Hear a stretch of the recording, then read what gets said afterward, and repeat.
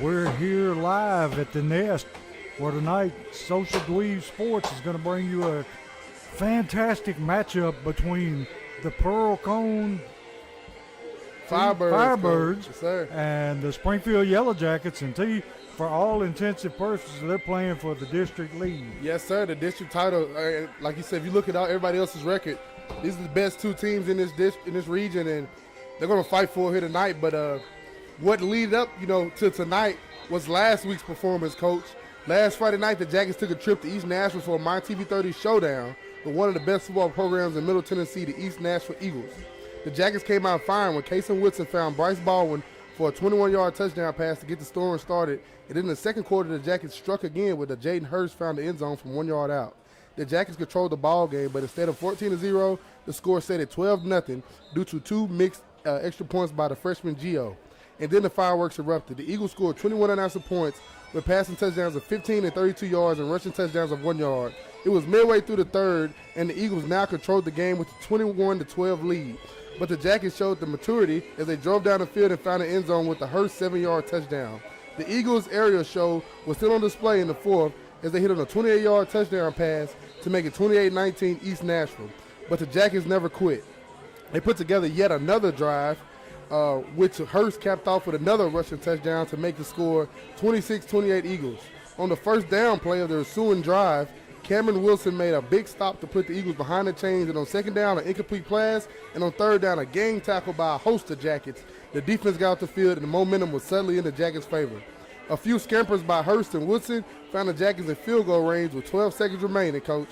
And with the swing of the right leg, the freshman Gio redeemed himself and played hero as he hit the field goal to give the Jackets a 29-28 win over East Nashville Friday night on My TV 30. Offensive stats: Woodson, 14 carries, 104 yards. Jaden Hurst, 24 carries, 142 yards, 3 touchdowns. Defensively, Cameron Wilson, the junior, 9 tackles, 4 tackles for loss, led the Jackets defense. And senior, Lamarius Dowling, 8 tackles, 5 tackles for loss.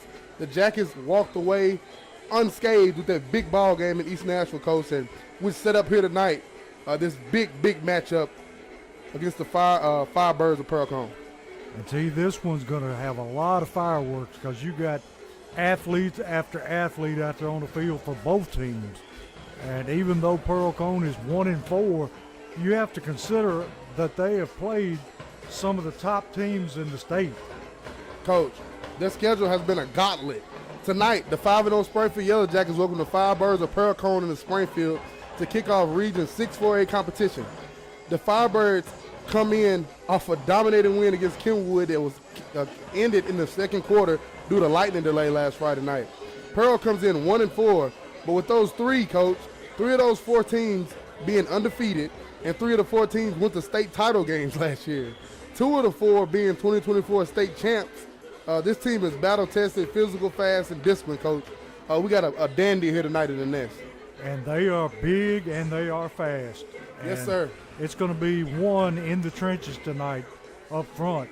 And hopefully we'll be able to match their size and come out ahead. It's all about physicality, Coach. You got to be the more physical team.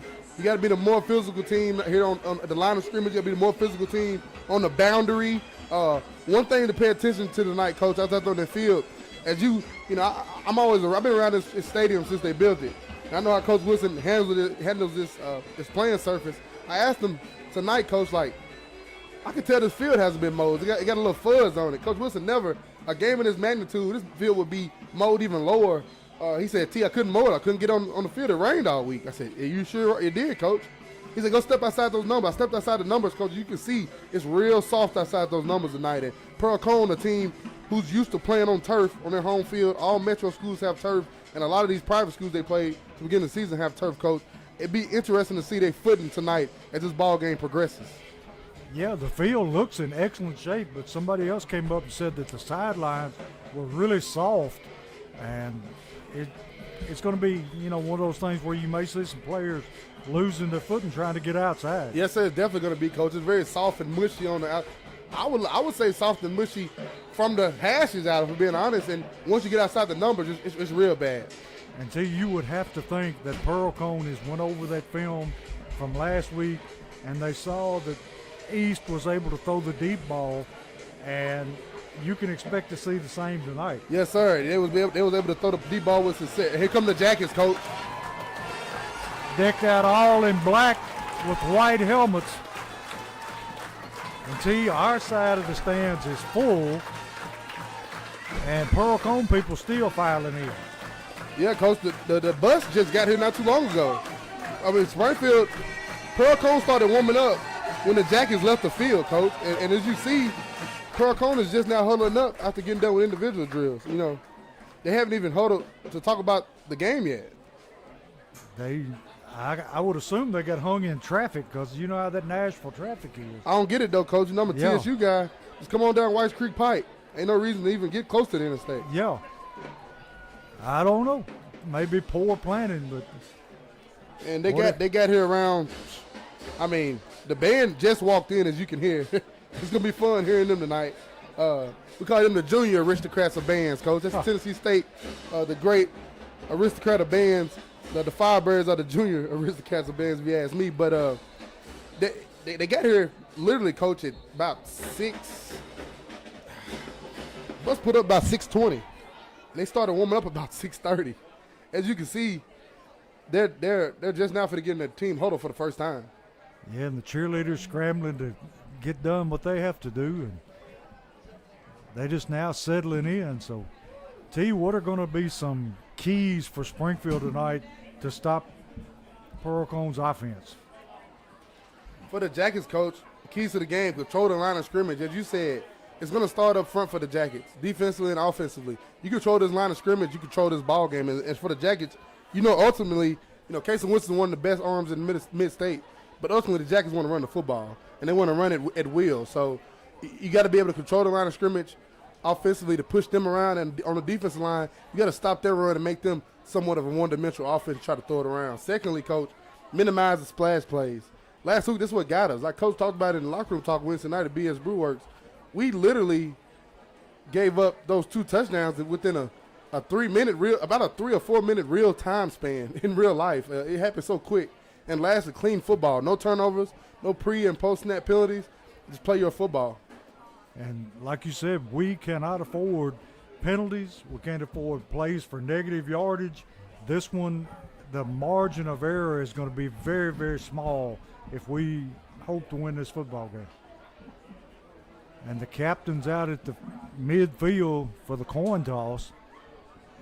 Hurst out there by himself.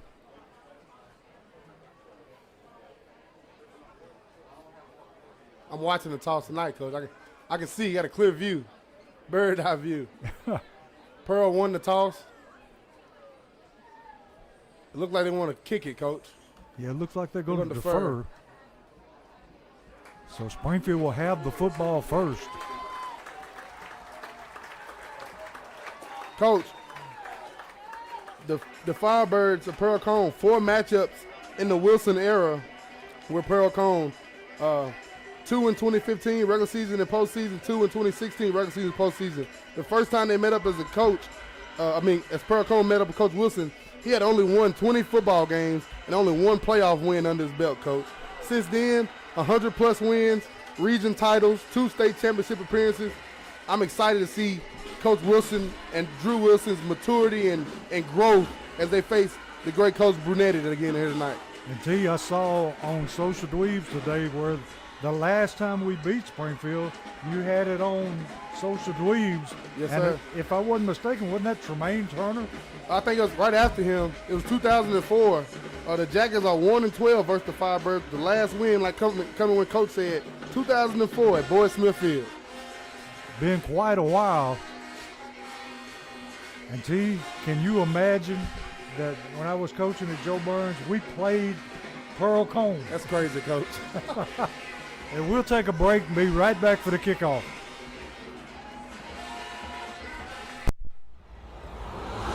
You are watching a Social Dweeb sports production.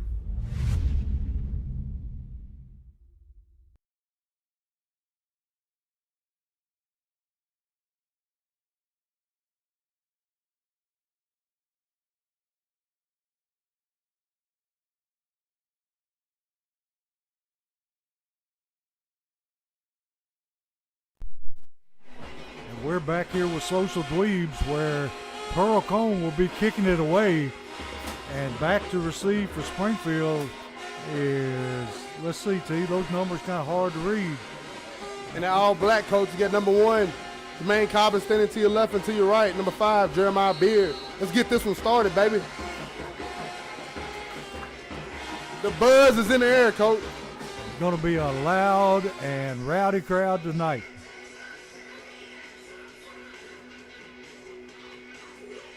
And the kick is away, line drive, going to be fielded by Beard.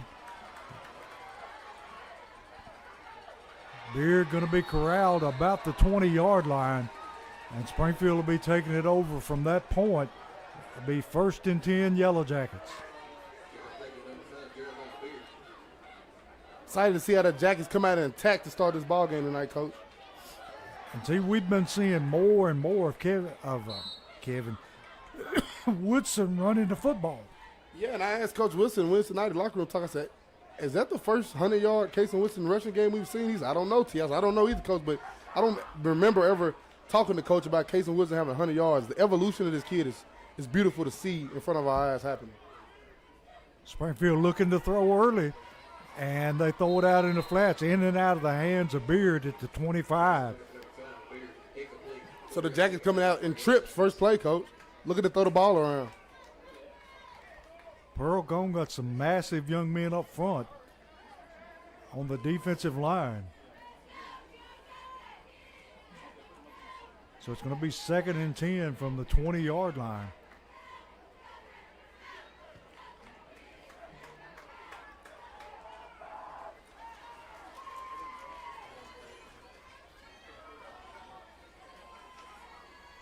Woodson hands off up the middle, and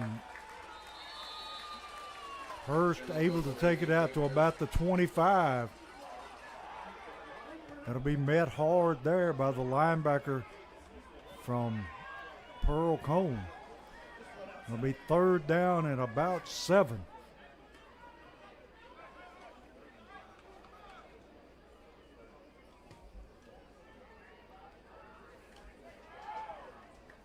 Springfield coming out, twin receivers to the right, single receiver to the left.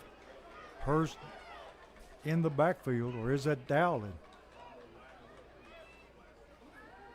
Gonna roll to his right, looking to throw, and that has to be pass interference, but no flag.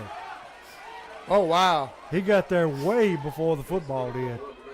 So it's gonna bring up a 4th down and 7 for the Yellow Jackets. I think that one should have been called. Yeah, it should have, and it was right at the sticks, Coach. That'll be a quick 3 and out for the Jackets. Yeah. Got Neal on to kick it away. Pearl-Cohn with a single safety. High wobbly kick. Going to be fielded by number 7 for Pearl-Cohn. And he is going to be hit there and dropped about the 47-yard line.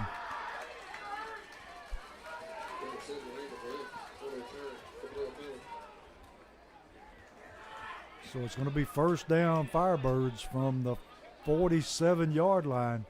We'd like to thank our great sponsors. Without them, this wouldn't be possible. Rawls Paving, Wilkins Building Group, Allen Homer Central 21, Sunshine Cleaning Company, Freebird Bail Bonds, Southside Drug Company, Sweetie's Barn Lounge, Reed's Custom Hauling, W.D. Crowder Funeral Home, B.S. Brew Works, Jeff Wright Apex Realty, 1015 Bar and Grill, Holman Jewelers, Westside Wheels and Tires.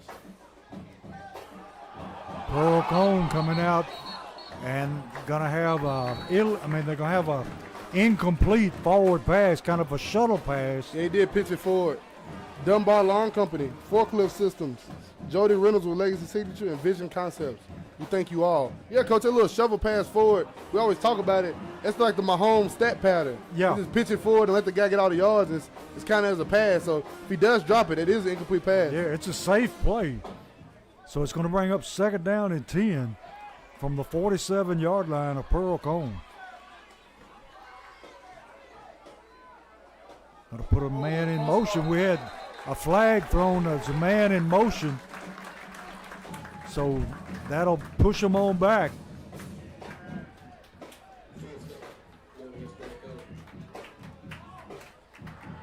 So it's going to put them 5 yards behind the chains. And that's where you want them. Yes, sir. You get a stop right here, Coach. You make them real one-dimensional on third down.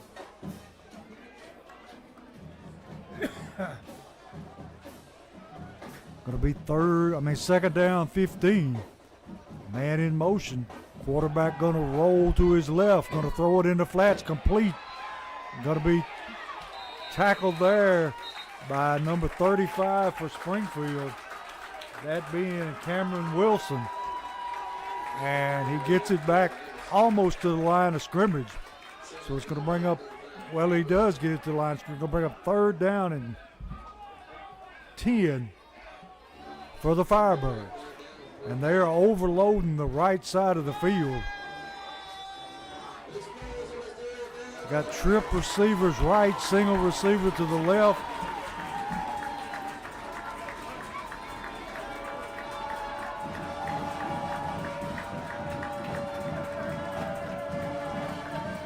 Put a man in motion to the far side. He's going to be open in the flat. And he gets his first down and driven out of bounds. Kind of a little wheel route to you out of the backfield. Did. He motioned straight the backfield to the flats and just wheeled out. And nobody ever caught him, Coach. First down, Firebirds. So they're in Springfield territory down at about the 36, 37-yard line. Back to the football quickly.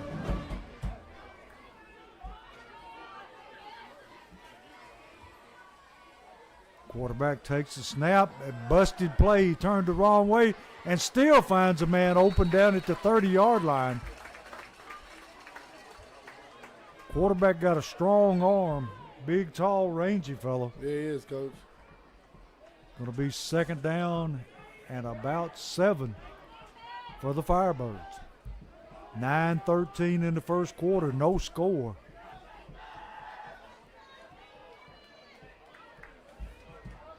And the Jackets had the Firebirds where they want them in that third and long, Coach. Just couldn't get out the football field. Quarterback hands to the tailback, running to his left. Great play by number 69 for Springfield. That being Cortavius Herring. What a play. He came up from his DN spot, Coach, and made a great play. Threw in for a loss. Going to bring up third down and 6. Think you're in 4-down territory for the Firebirds here. Yes, sir.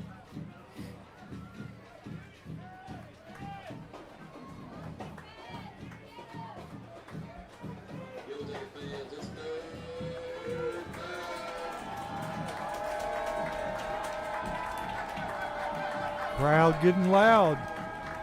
Quarterback going to run the play action, throws it out, and going to be knocked out of bounds, and a flag. He was coming in. He slipped. He slipped into him. Yeah, he was trying to turn back into the field.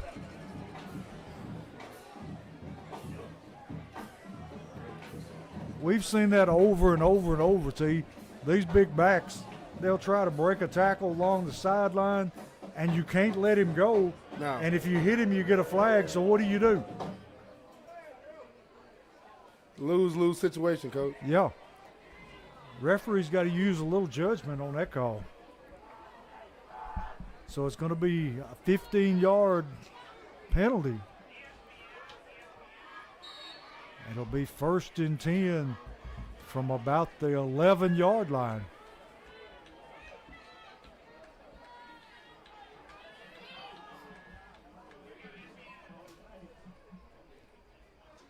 Pearl-Cohn slowing it down now.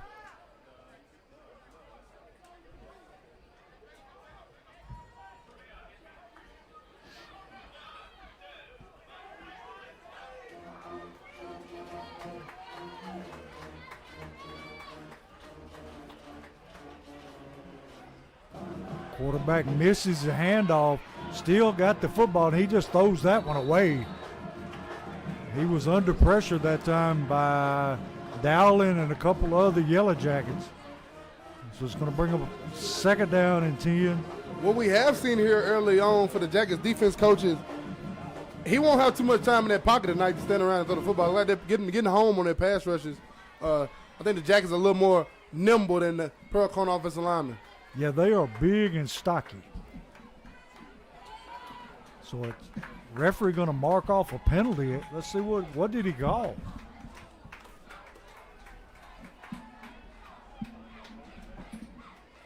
I don't know what the call was, but he backed him up 5 yards, so it goes back to 1st and 15. I'll take it, Coach. Any way we can get it. Got to run the counter play, and he drives it down close to the first down. And that's what I've been waiting on, Coach, an explosive back. He's by far one at 1-2 combo they got back in the backfield. They're the most dynamic players on this field. I was waiting for him to finally hand the ball off to one of them. It's almost like a pro set, except it's out of a shotgun. Yes, sir. So it's second down and a long one for the Firebirds. Down at about, well, here we go. And he's got his first down, and he is in the end zone for the Firebird touchdown. So with 7:24 in the first quarter, Pearl-Cohn jumps ahead 6-0 over the Yellow Jackets with an extra point coming up.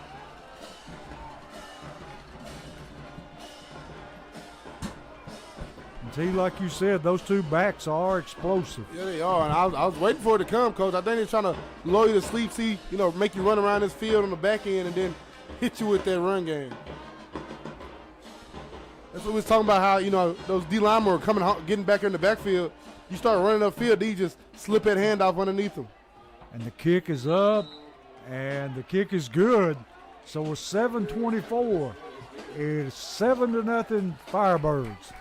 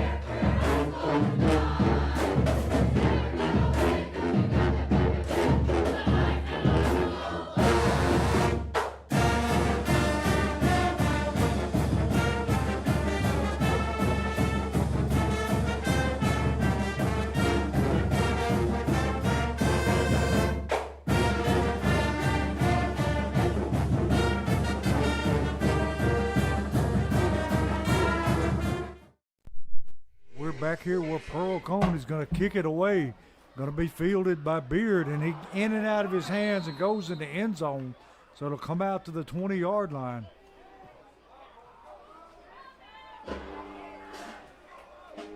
See his little kicker they got, he's got a leg. Yeah, he does, Coach. And that's a weapon. And they've got plenty of those to go around. Yes, sir. So it'll be 1st and 10 Springfield from the 20-yard line.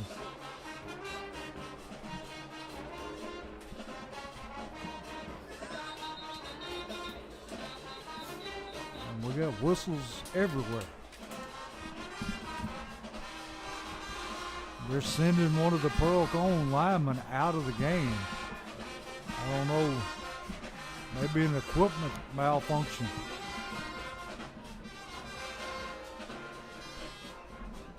They're working on his shoulder pads. So it's 1st and 10 Springfield from the 20. Woodson hands off, Hurst up the middle. Going to take it past the 25, almost to the 27.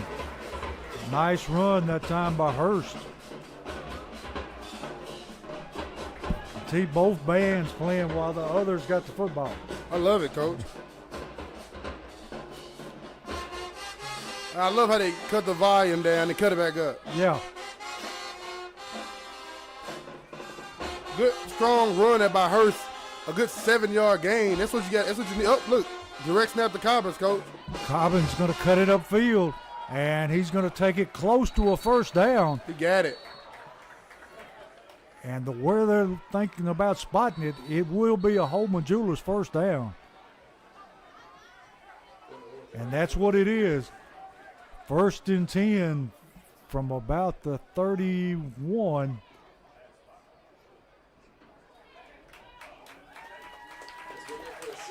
Springfield able to move the football on the ground.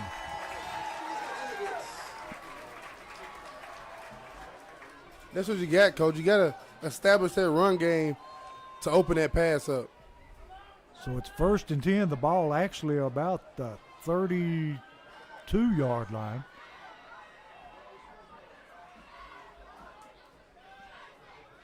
Woodson looking to throw and batted down at the line of scrimmage. Had trying to throw it to Bryce over the middle. Had him open, but a man got his hand up, got a piece of it.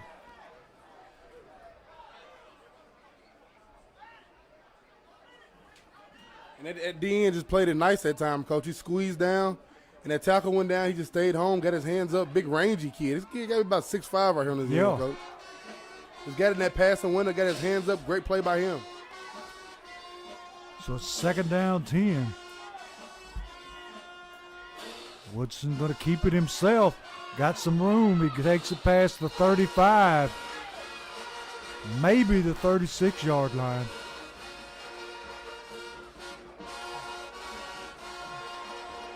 Going to be 3rd down and about 7.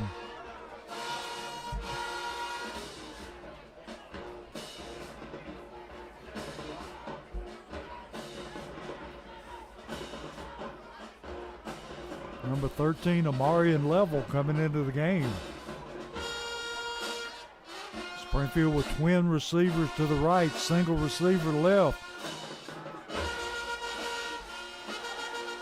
Woodson looking to throw, rolling out of the pocket, gonna let it fly, and threw it into a crowd, and it's incomplete.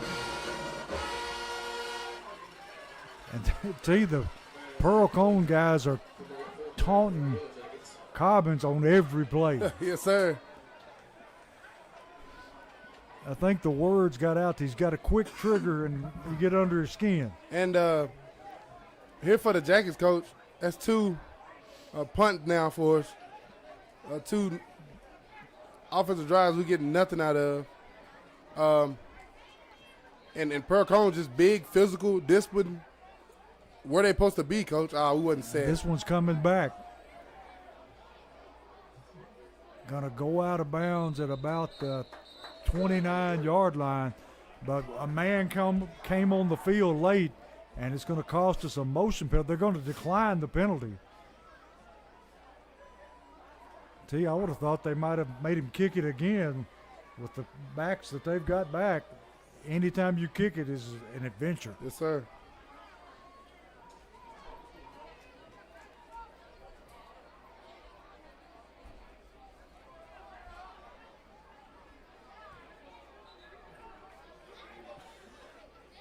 And that's what they're going to do. They're going to make them kick it again. They changed their mind.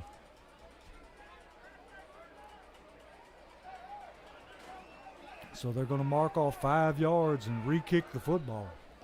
I kind of like it. Yeah. I mean, I think Keith O'Neal can get a bigger leg behind that one.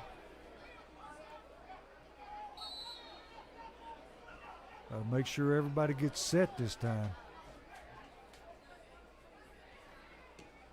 Low, wobbly line drive kick, going to bounce and go out of bounds. Gave him about 15 yards, go. Yeah. Not one of O'Neal's better punts. Defense got to stand up here, coach. You need to stop.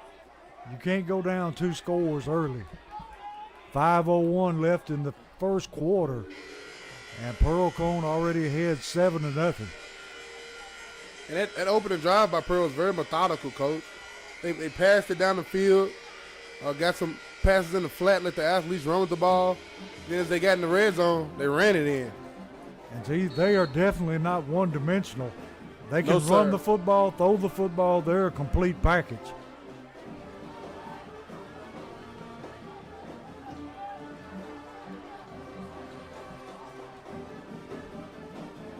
Quarterback hands to the tailback, and he's going to be able to pick up about 5 yards. That big offensive line just exerting themselves. And we got a flag on the near side over here. Personal foul, Pearl-Cohn. And see, I missed that one altogether.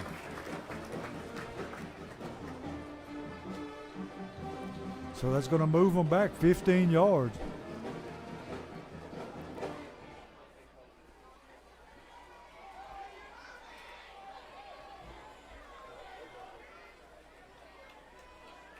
They're going way back here, Coach. Way back. All the way down to the 25-yard line. So they're way behind the chains now. 1st and 25. But with their offense, they're very capable of picking it up in a hurry.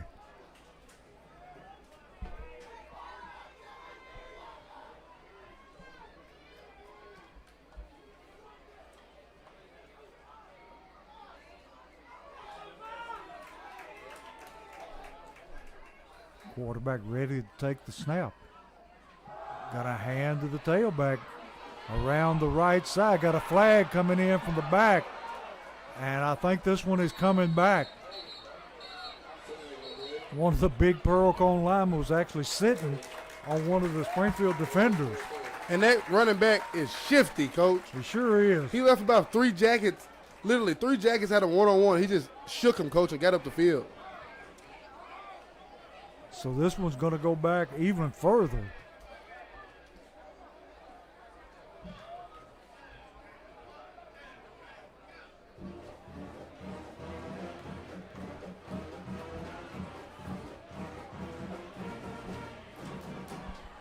Ball all the way back inside the 15-yard line.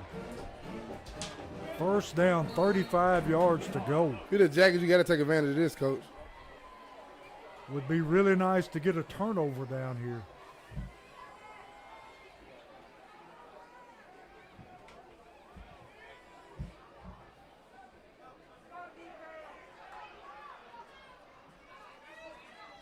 Springfield showing blitz. Got a hand to the tailback again off the right side. And he's going to pick up about 6-7 yards. He's picked up more than that.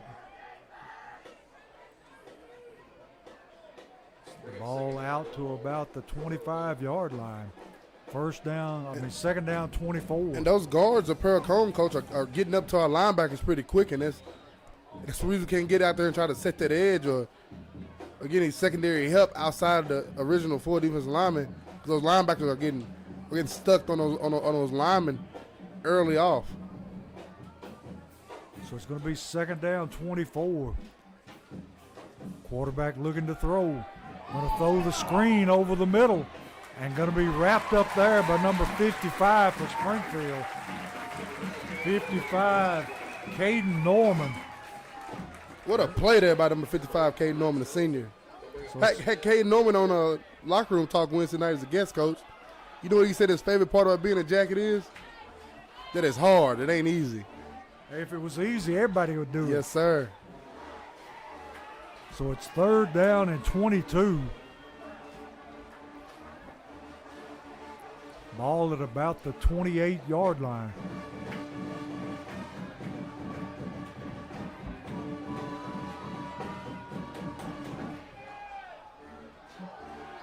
Looking to throw, going to roll to his right. Under pressure, going to heave it downfield and almost intercepted. Amarian level there, and they just overthrew him just a hair, or he would have intercepted. He got away with that one, Coach. He playing with fire, just throwing that football up like that. I didn't even see a receiver in the area.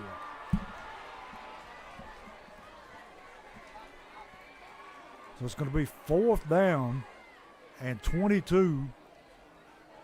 And Pearl-Cohn bringing on the punter. Beard back to return the kick.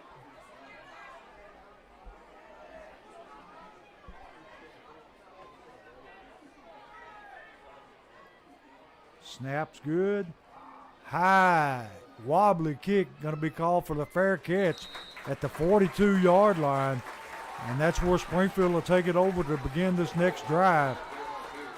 And see, we need to establish something offensively. Yes, best starting field position right here, Coach. Got to capitalize off of it. We can't just leave our defense out there all night and expect to win the ball game. So it's 1st and 10 from the 40, well, we'll say the 41-yard line.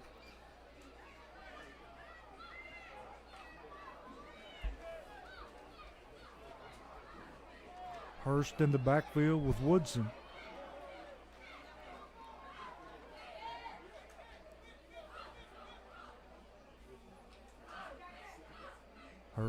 Woodson looking to throw. Going to throw it down the sideline, looking for Cobbins. Incomplete, overthrown. So going to bring up 2nd down 10.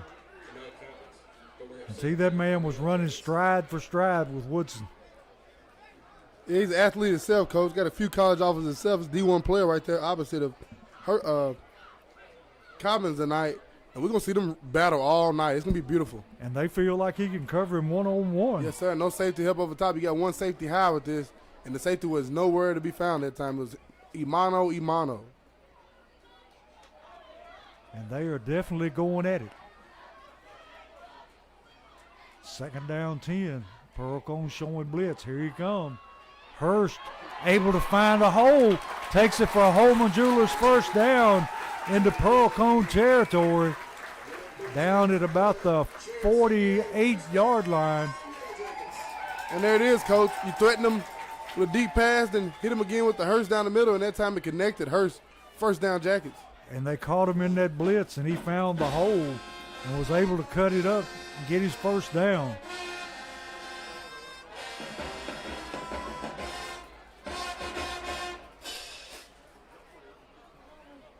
Got 1:59 left in the 1st quarter. Springfield trailing Pearl-Cohn 7-0.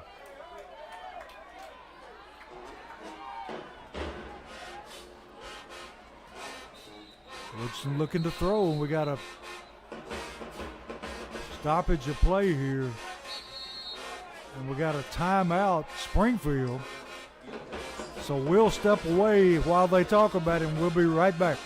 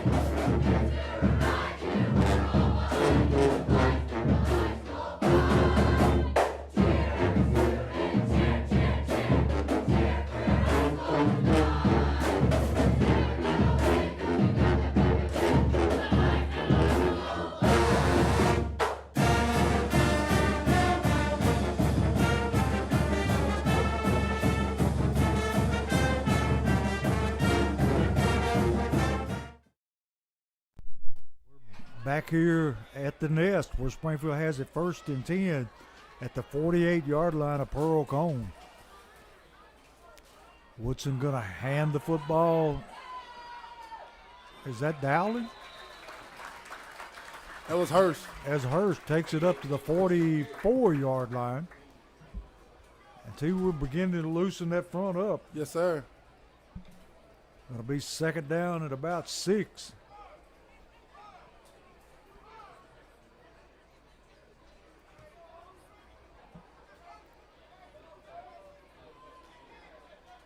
Springfield got twin receivers to the left, tight end to the right.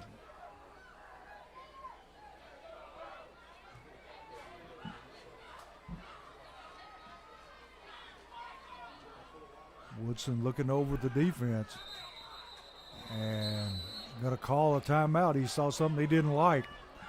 I don't know that that's 2 now, Coach, right here. Yeah.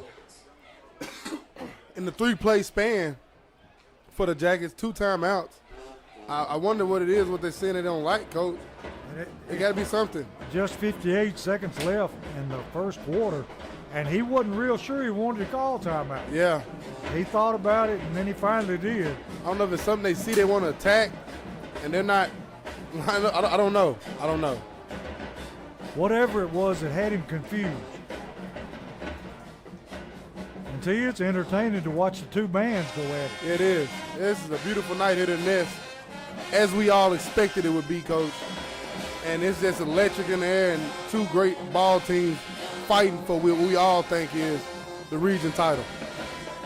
If you look at everybody in the region, it has to be. Yeah, everybody else is struggling pretty bad. So it's going to be 2nd down and 6 from the 45-yard line. And see, we need to get some points out of this drive. Yes, sir. Beard in motion. Going to run the jet sweep. Beard finding yardage. And he's going to take it close to the 1st down. Takes it down to the 40-yard line. Beard with a burst of speed that time.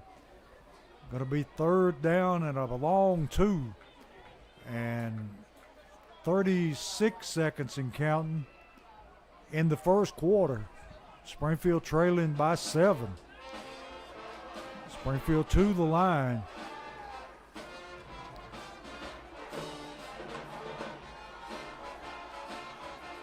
Woodson going to hand the football off. And Dowling that time, like a little bowling ball, just runs over somebody for his 1st down. Holman Jewelers 1st down. Ball down at about the 36-yard line. Dallin, good hard downhill run right there for the Jackets, Coach. He was determined they weren't going to stop him. So that'll be it for the first quarter with Springfield trailing Pearl-Cohn 7-0.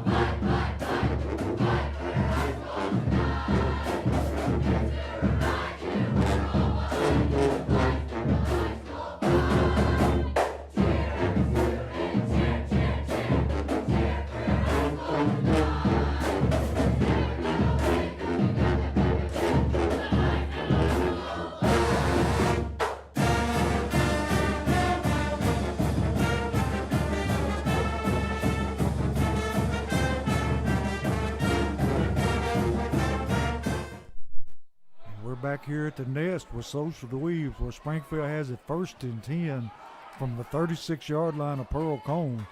Put Hurst in motion. Gonna dump, try to hit Woodson, hit Cobbins on a little screen. Nothing doing. Gonna bring up 2nd down and 10. And they blew that play up from the start. Yeah, they did. Penetration. They never had a chance. So 2nd down and 10 from the 36-yard line.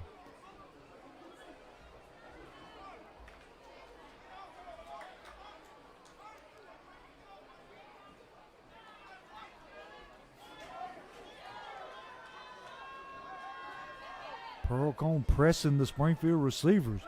Woodson takes it straight ahead, got a lot of running room, puts a stiff arm on, and takes it into the end zone. Boom, baby! So Woodson once again showing us what he can do with his legs. It's a threat, Coach. His legs is a threat now. You got to respect it. Would you call that a midline option, T? Looked like it, didn't it, Coach? It sure did. I think it was designed, not too much of an option, but as a design, fake that at jet sweep across the set. Him keeping that ball backside like we used to see Devin Crenshaw do so much. Beautiful play at part of like the Red Sea touchdown jackets. So it made it 6-7. On to kick the extra point, Colmenares. Oh, you got the name. You bad boy now, Coach. I got him. All you got to do is see it on paper. And we got a flag down. And I think one of the Pearl-Cohn linemen jumped into the neutral zone, but we'll just have to wait. And that's what it is. Going to move him half the distance to the goal. Jacket's going for two. Springfield going for it. Yeah, T, I had a couple of Colmenares. I wonder if they were his sisters. Probably. More than likely.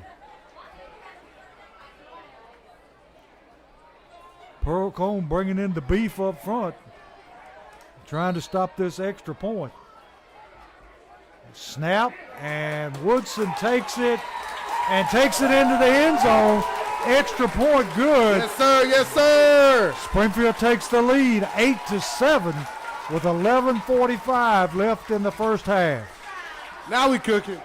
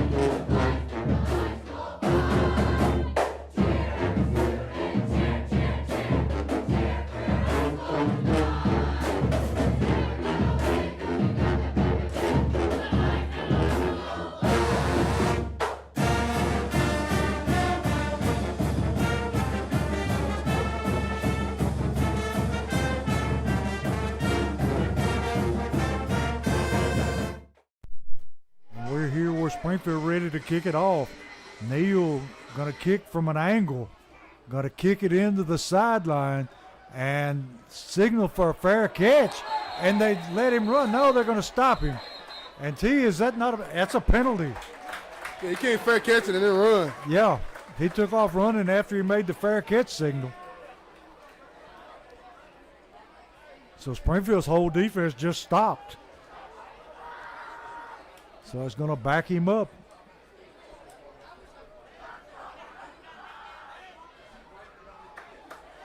What do you call that? Delay a game? It beats me, Coach. But I should know, huh? I need to learn that, don't I, Coach? Looks like between the two of us, we'd know. You don't see it too often, honestly. No, you don't. I think I may have seen it probably 3 times in my life. Most of the time you see it, it's in the pros. Yeah. They throw that quick hand up there and then get it down. Yeah, they'll try to deke somebody. So it's going to be 1st and 10 from all the way back at the 20-yard line.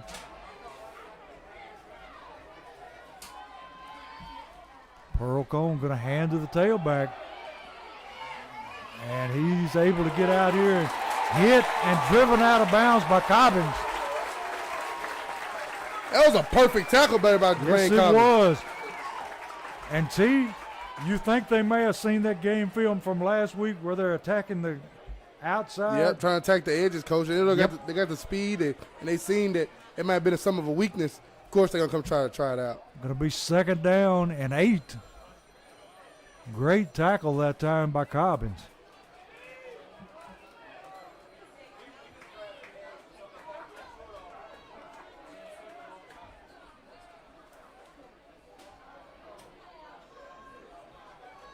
Quarterback going to hand it up the middle.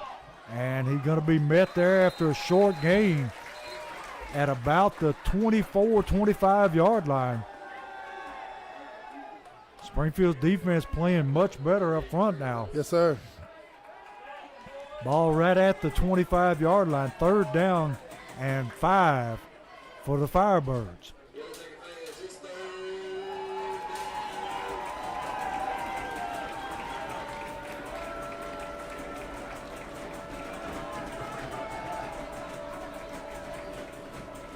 Quarterback in the backfield by himself. Going to throw the quick out. And he's going to have his 1st down. Going to be tackled out there. I think it's Beard. But not before he moves the chains. And it'll be 1st and 10 Firebirds. 10-11 left in the first half. Springfield up by 1, 8-7.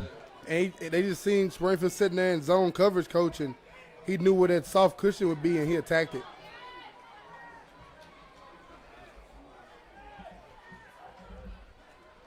Quarterback going to run the boot. Finds that big, tall, rangy receiver out here. And Cobbins takes his knees out from under him. But not before he picks up another 1st down at about the 45-yard line of Pearl-Cohn. They move it up to 46.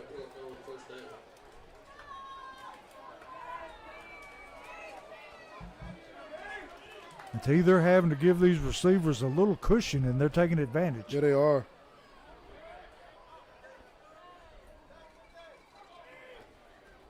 Quarterback pulls the football, running to play action. Going to be completed and tackled at the 40-yard line for another 1st down.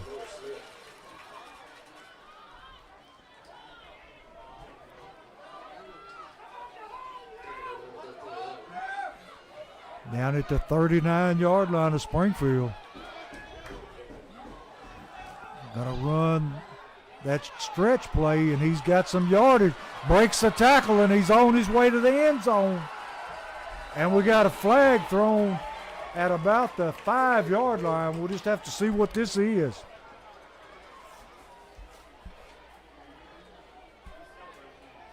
Was he celebrating on the way to the end zone, T?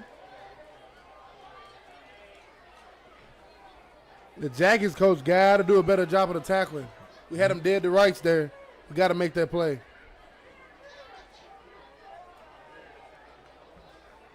I think it's going to take the touchdown off the board.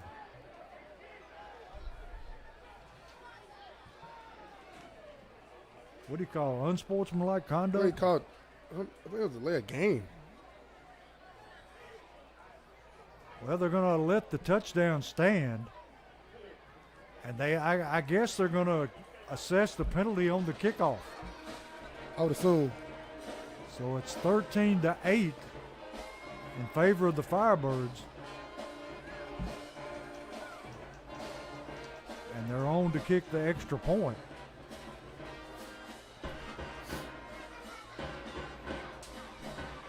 Things getting a little chippy up front. Referee having to step in and tell them, let's just calm this thing down.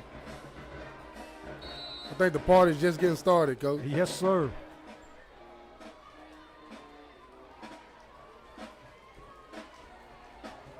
High snap, kicks up, and the kick is good. So it's going to make the score 14-8 with 9:02 left in the half.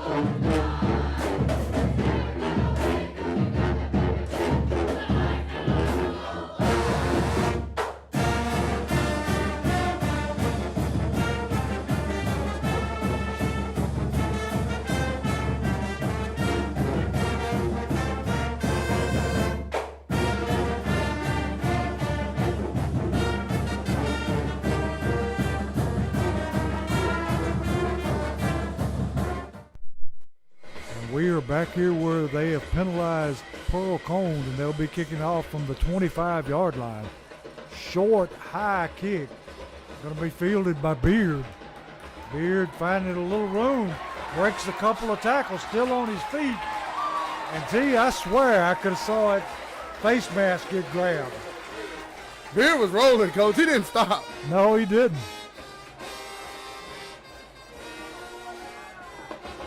So after the good return, Springfield going to have good field position to about the 47-yard line.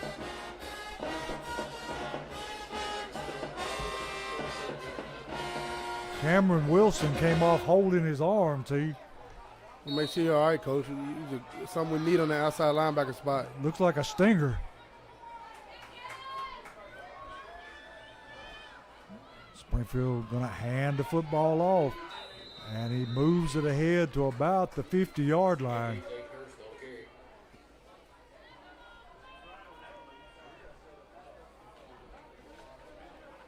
Nice run on first down, Hurst. Going to be second down 6. Ball resting with the nose on the 50.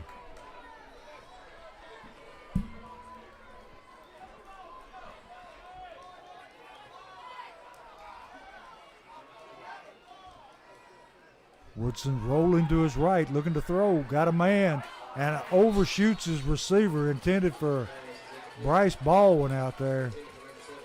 Had him, just overthrew him just a little bit. So going to bring up third down and 6. And we do not need to punt it back to him. No, sir.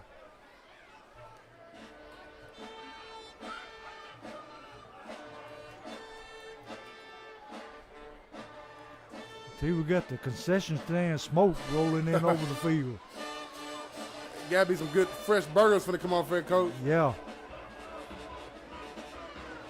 Third down 6. Woodson going to run the draw, and they knew that was coming.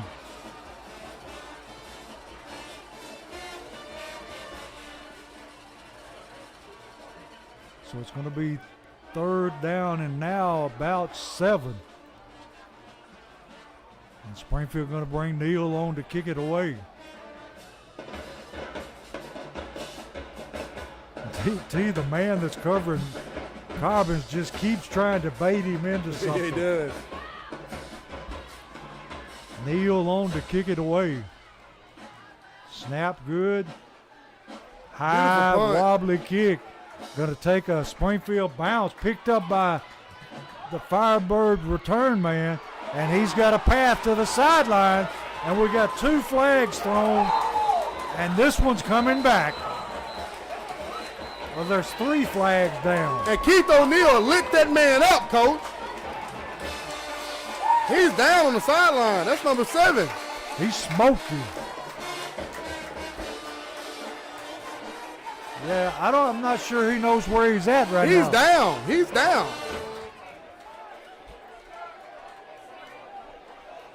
Keith O'Neal completely laid into him on that sideline, Coach.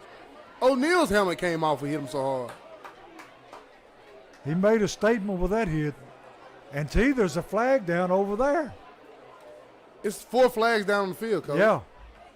3 on this end and 1 at the point of contact. Surely they're not going to call a late hit for being out of bounds.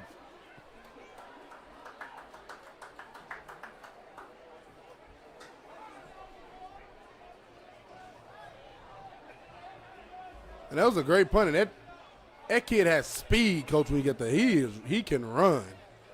Wow. He could, but I don't think he can now. He's over there. He's got his helmet off talking to his teammates. I think it might just scared him a little bit how he slipped on that tarp when he got hit over there, Coach. Well, let's see what the referees figured out.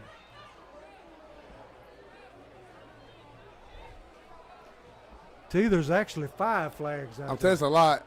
There's 1 here, 1 there, and 3 in Yeah, the sure backfield. is. Sure is 5. So everybody threw a flag, Yeah. including the white hat. The only one that didn't was the timekeeper.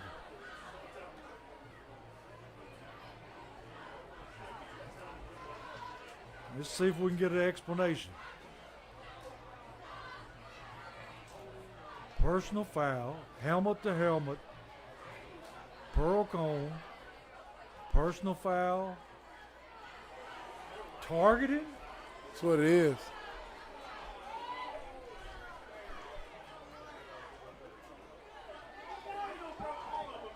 Where was the targeting? They're calling an O'Neal, but That's garbage.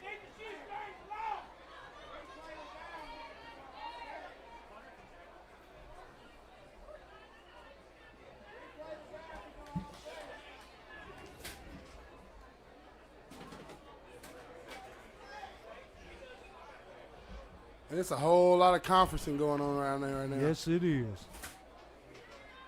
And Coach Wilson wants explanation. Because that Keith O'Neal hit was not targeting. No, it They wasn't. just try to make up for it once they seen a big hit at the end.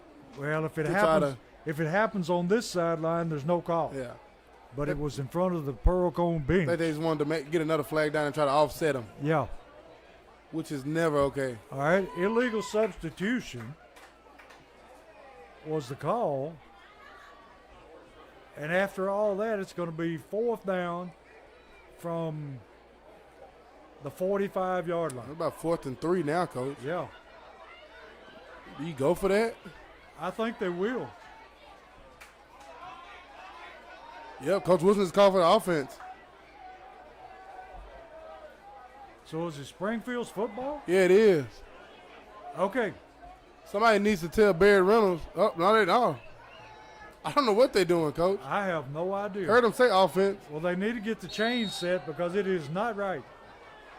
Yeah, that's correct, Coach. It's 4th and 2. We're going to kick it again. And they're going to drive him back. Going to be fair caught at the 5-yard line. So Springfield comes out ahead on that one.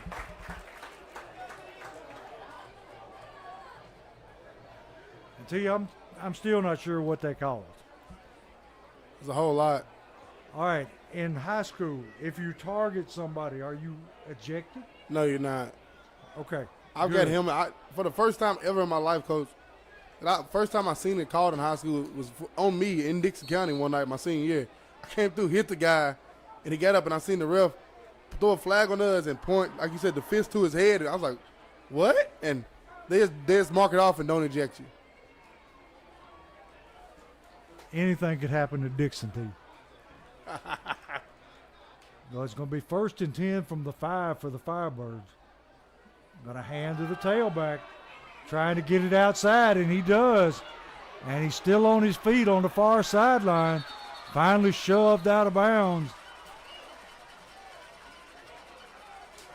And T, they're taking advantage of the same thing that we saw in East Nashville. You gotta set the edge if you're the Jackets coach. You gotta set it. If you don't, once the edge of this defense, the integrity of this defense, which is the edge, is broken, this defense is broken.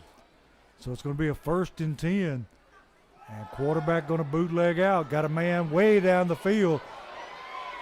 And he makes a catch down at about the 29-yard line. And then gets up and spikes the ball. We got a flag here because he spiked the football. And I would have guessed this would be a hold.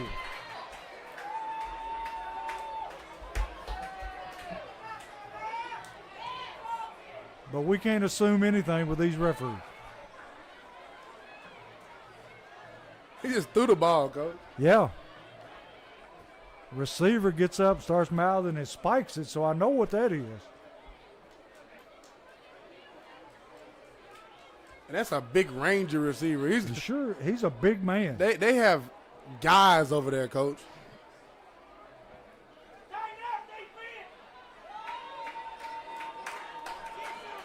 So Firebirds backing up.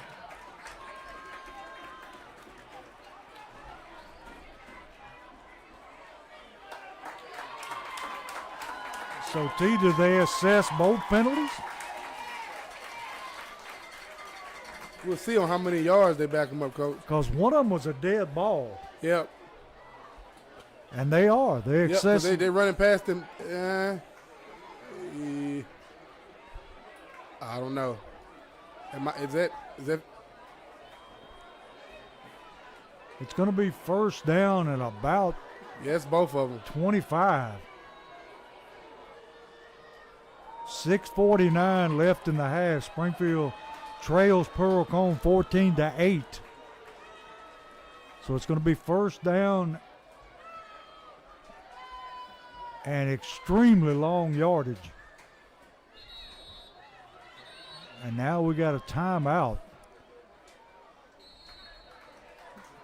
And the Pearl-Cohn coaches want to talk to the referees. They want to get his team tamed down and under control. Here we go, Coach. Something I got for you. I'm going to start calling the Jackets Vault Trivia. Coming to you, Mr. Kenneth Hawkins doing a great job he does with the history of Springfield football. I'm going to call this the Jackets Vault Trivia. Let me see if my people in the chat can try to figure this one out. The Springfield High School Yellow Jackets played in the first ever overtime game in TSSAA history. What year was that game played and against who?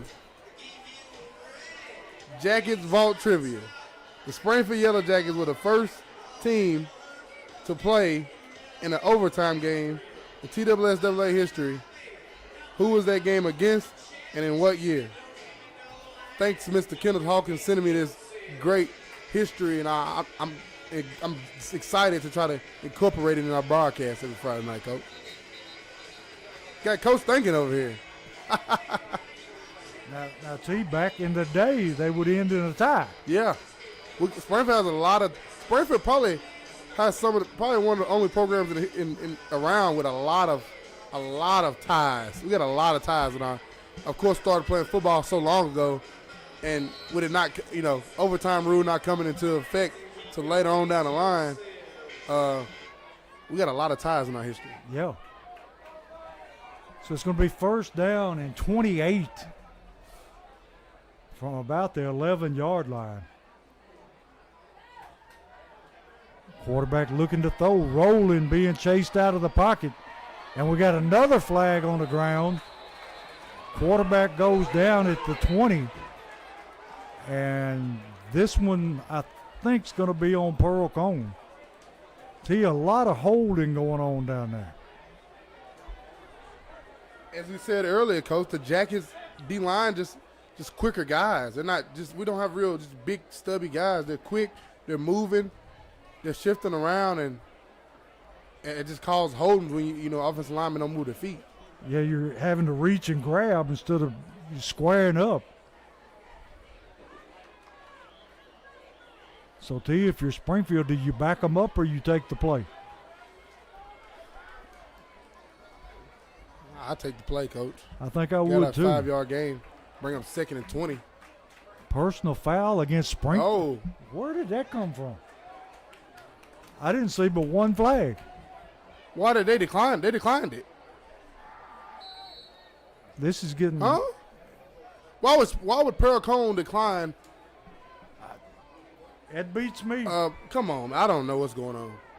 And the marker still says first down. Unless they pointed the wrong way.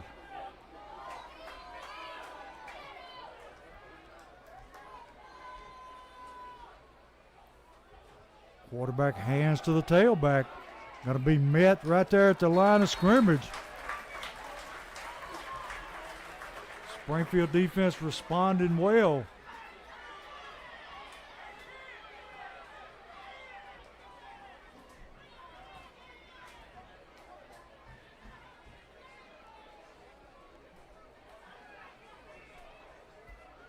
They gained maybe 2 yards.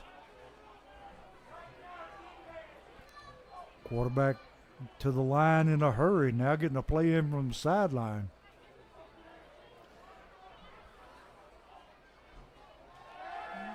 Quarterback looking to throw. Now he's going to tuck it and run it. Another flag down. And in and out of the hands of the receiver. Covered there. Was it not Cobbins, Steve? Coach, it's going to be holding again. Again, there's a flag out here, and there's one in the backfield. Lamarius Dowling. And he's not going to stop. No, he's not. You got to try to block him all night, Coach. He has got a motor that doesn't have but one speed, and that's all out. Lamarius Dowling, the senior. 5'7", 192 pounds, Coach. And them 192 are all solid muscle. And they called holding, and we're going to decline the penalty and take the play. I would hate to see Lemarius ever get a full body cramp, Coach. He'd probably cork over. His whole body is nothing, but he's a walking muscle. See, I saw Austin P. Lyman one time get a cramp so bad that it broke his thigh. Wow. The bone in his thigh.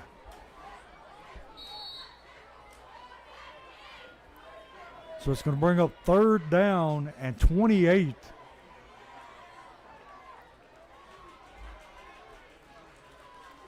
Pearl-Cohn backed up. And we got a whistle. And somebody called timeout. Timeout, Pearl. And we'll step away with 5:30 remaining in the half. Springfield down 14-8 to Pearl-Cohn. Hey, I need his answer when we get back, Coach. Springfield High School was a part of the first TSSAA overtime game. What year was it, and who was it against?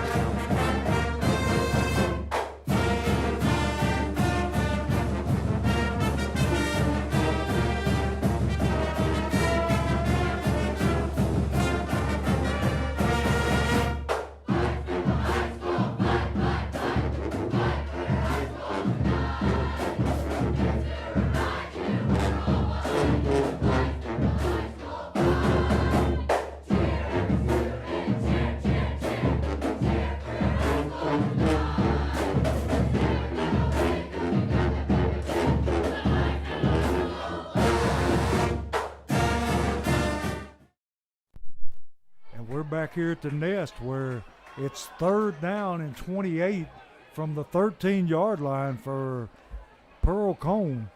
Going to put a man in motion, looking to throw, throwing deep over the middle, and it's incomplete. He caught the ball, but he was out of bounds. Springfield celebrating. I tell you, they better get a hold of their emotions because that could cost us. Yeah, we don't want to, get up, run off. You made the play. The offense get the ball back. Just act like you've done it before and go on with your business. So it's going to be 4th down. And T, do you take a chance and go after this one, or you set up return? They're going after. They went after the first time, Coach. They must have saw something in film that they liked, and they attacked it the first time. I wouldn't be surprised if they go for it again.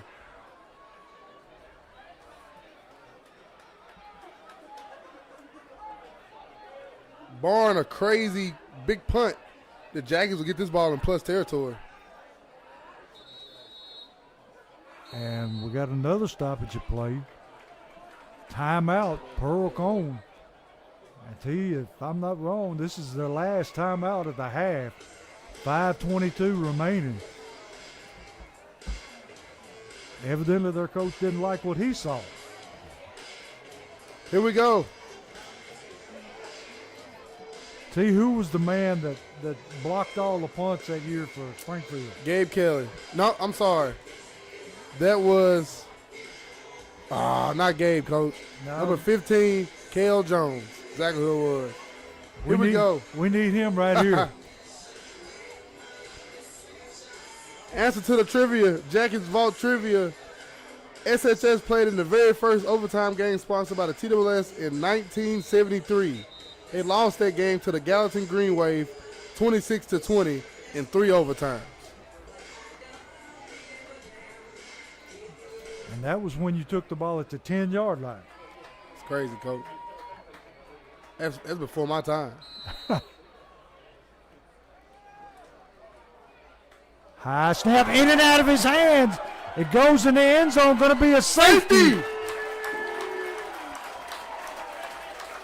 Going to be a safety for the Yellow Jackets, making the score 10 for the Springfield team at 14 for Pearl-Cohn, and we get the ball on the kickoff. And Pearl-Cohn sideline, every coach is distraught right now, Coach. They were mad. They couldn't believe it. I mean, it was the high snap, but it went through his hands. And this is the Pearl-Cohn team, coach, who are traditionally disciplined and do their job. Tonight, they have punched, they literally shot themselves in the foot with a bunch of holding penalties. And now a botched snap, a botched handle on the punt, and you get a safety. I tell you, we should get the ball in pretty good field position after the kick. Plenty of time on the clock, and Springfield got one timeout left.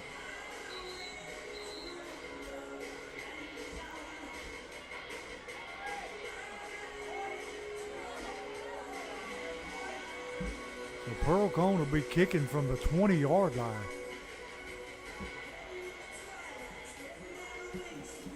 And we got Cobbins and Beard back deep.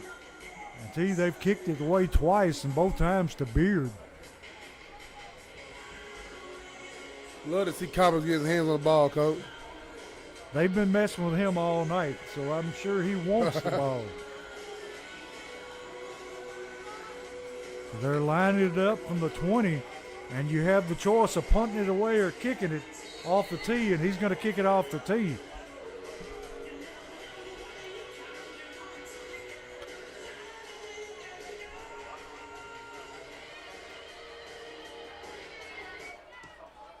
Going to be kicked this time to Cobbins.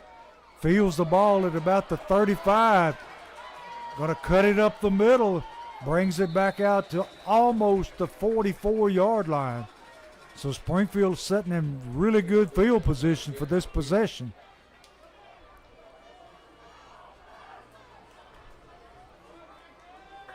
And tell you, we need something right here before the half. Yes, sir. So that we can go into the locker room with a lead. And Pearl-Cohn gets the ball coming out of half, so we need this.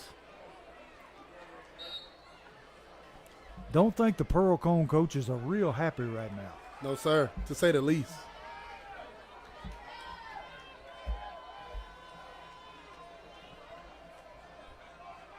Woodson takes the snap, hands to Hurst, and he is going to be bottled up in the backfield and no chance of getting any yardage that time, as he had 3 Firebirds in his face. This number 5 right here at DN for Pearl-Cohn is a complete monster, coach. He's setting this edge with complete dominance, speed, and strength. And I just don't see how you go his way no more, coach. No. Kind of like the Freak back when the Titans had him, T. The great Javon Curse, huh, coach? So it's going to be 2nd down and 12. 4:33 left in the half. Woodson dropping, looking to throw. Throws a slant, caught by Cobbins. A diving catch at the 49-yard line.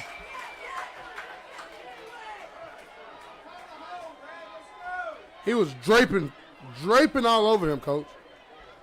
They've been on him all night long. Still made the circus catch. So it's going to be 3rd down and about 3. 4:02 and counting. Definitely don't want to punt it back to him. Look at this over here, coach. One-on-one, no safety in sight. Yeah, they're not afraid of him at all. Gonna hand it to Hurst, and he takes it for Holman Jewelers' 1st down. Gets the ball down inside the 45. Knows the football just crossing the 45-yard line.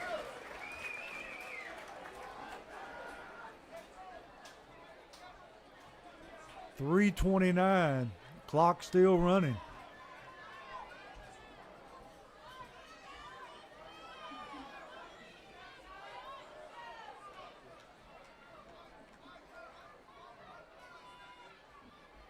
Woodson going to throw the bubble screen. And, oh, that's got to be a face mask or a horse collar, one or the other. Completely spinned around by his helmet.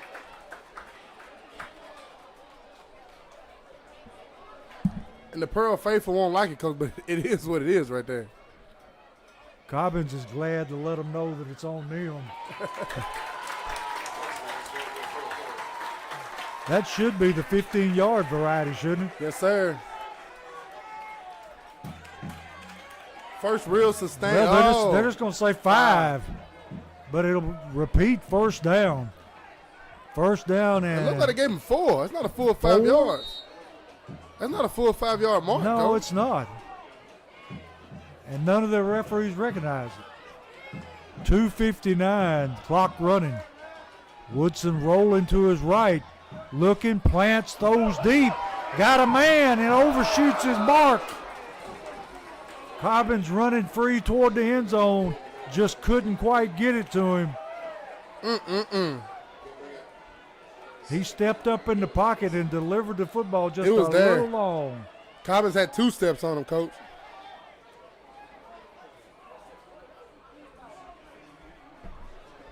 That was there. Second down and 6. I still don't understand that. Second and 6 from the 41-yard line.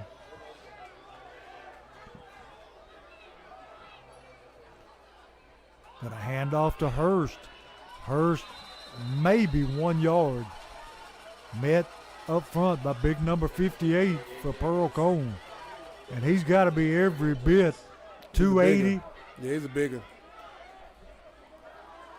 Third down now and 5. 2:29 left in the half. Springfield trailing by 4. 14-10.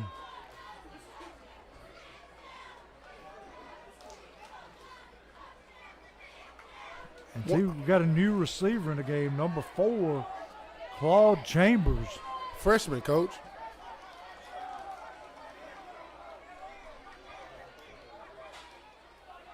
Woodson looking, throws it over the middle, and that has got to be interference. They were looking for Bryce Baldwin, and they met him before the football got there, so that's interference. It'd be first down Jackets the easy way, Coach. So it's a Holman Jewelers first down. And see, they've come close twice before, but now they finally call it. So Springfield moving down into the red zone, the Forklift Systems red zone at the 25-yard line. Minute 59, and T, we need to poke this one in. Yes, sir. With this clock dwindling down under the 2-minute mark, it'd be very, very, very nice right now to get a score in. And Pearl-Cohn jumps into the neutral zone. And T, I wouldn't have thought that Pearl-Cohn would have made this many penalties, because usually they are really, really well coached and really with discipline. They're shooting themselves in the foot right now, Coach, and it's all mentally on them. So the ball moves down to the 20-yard line, where it's 1st and 5. Clock at a minute 59 seconds. Woodson going to keep it himself. And he takes it down to the 15. And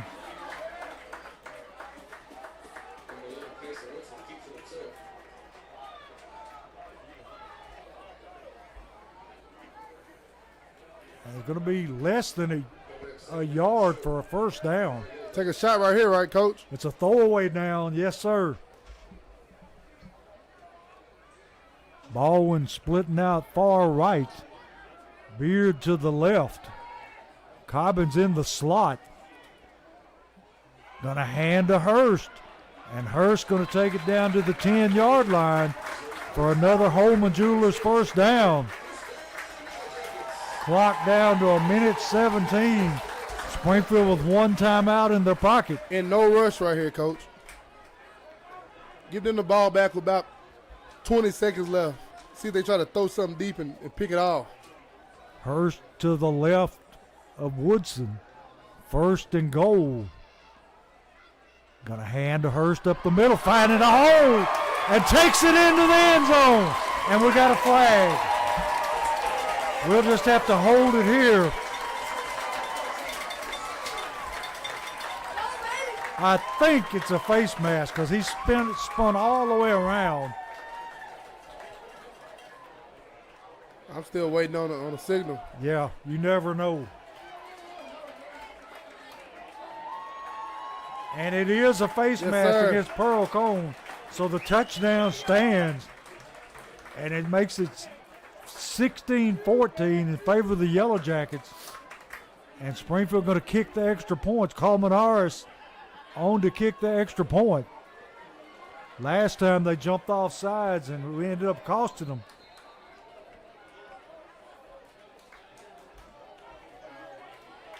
Now what? They did it again. They put a half this to the goal because of the face mask. Yeah, they did. Instead of taking it on the kickoff, we took it on the extra point try. You can either accept the penalty on the kickoff or accept it on the extra point try. Move me a little closer. Do the same thing. Let's go, Jackets. Get in here. So instead of making a field goal lead, we're trying to make it a one-score lead. And going to be met in the backfield. He got in. And he gets in. He lowered his head and was determined and got the two-point conversion. So 51.9 seconds left. Springfield ahead now 18-14. And T, that was just what the doctor ordered. Yes, sir. A good methodical drive by the Jackets, the best we've seen tonight. They cap it off with not 7, but 8 points, Coach. Jackets rolling right now. And now we just want to keep everything in front of us and run that clock. Yes, sir. Don't let nothing behind you right now if you're in the secondary.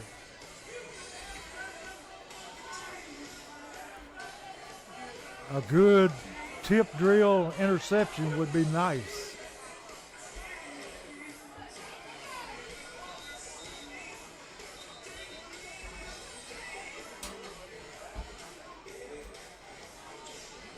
Pearl-Cohn got some real speed back at a return to kick, so we got to make this.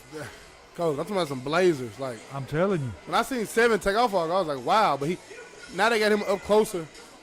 They put him in a spot where he kicked it to last time. I don't know that I wouldn't kick this one along the ground up the middle. Yes, sir. That young man eats up yardage because his legs are so long, plus he's fast. It's crazy, Coach. Like Gazelle. He's trying to get the back man to swap places with him. He was pointing at Keith O'Neal, telling him, kick it to me. He said, kick it to me. He pointed in front of him, kick right here. And he's going to kick this one deep, and it's into the end zone, so you don't have to worry about a return on that one. That man better think twice before he goes to talking to Neal, because he'll be laying out on the sideline. he already got him once, Coach. It's the same guy. Yeah. 7. Keith O'Neal knocked him out earlier. This has been a great ball game both ways, man. This is a fun one. You would like to see Pearl-Cohn clean up the penalties for their sake. You know, I'm not too down about it. Yep. Until we got George Washington down on the sideline. I don't know what they dressed up for tonight, but Coach, you got. I seen Benjamin Franklin. I seen Theodore Roosevelt. I've seen everybody here tonight.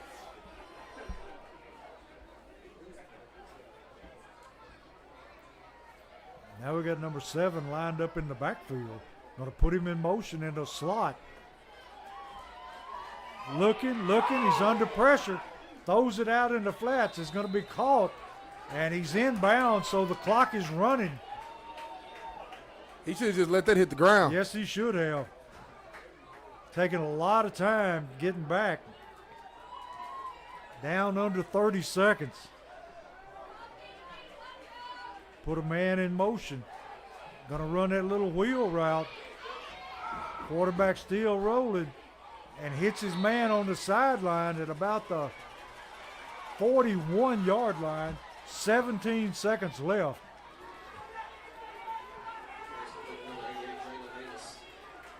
Clock will start when they spot the football. Or no, he went out of bounds, so the clock won't start. 1st and 10.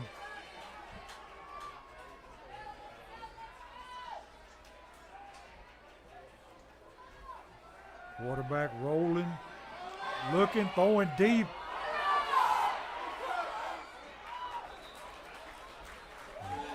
Ball falls to the turf. Nobody around. I think the receiver lost his footing. See, that may have been some of that wet turf you were talking about. And it's real bad over in that corner, Coach.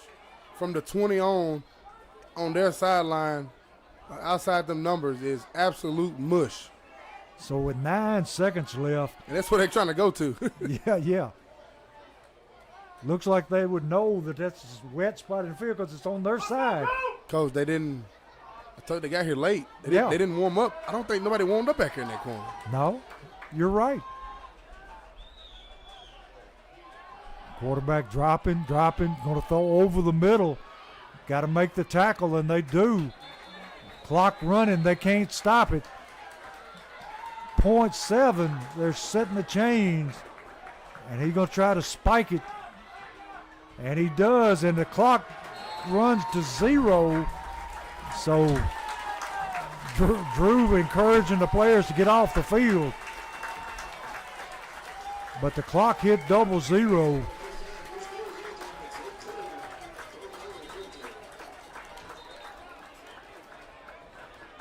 That'll be halftime, Coach.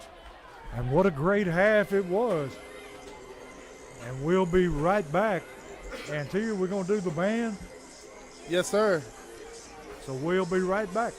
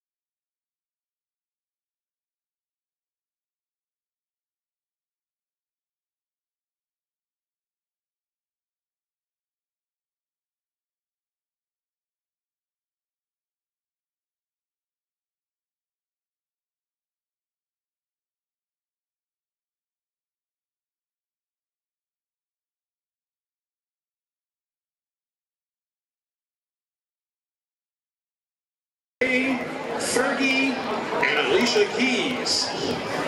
The drum major for the 2025 Springfield High School Band is Kevin Santana. Please welcome to the field Springfield High School Marching Band.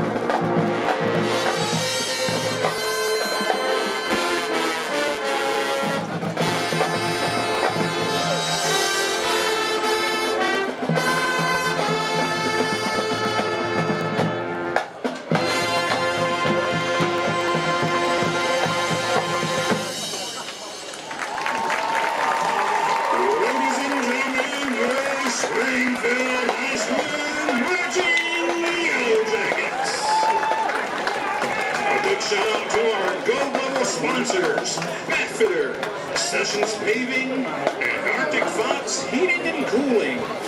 A big thank you to our silver level sponsors: Vision Concepts, Oat Hickory Credit Union, Springfield Baptist Church, Springfield Auto and Transmission Repair, Lowe's, Home and Jewelers, Admin Electric, and Perkins Motorplex. To become a sponsor of the Springfield High School Band, please see a band member today.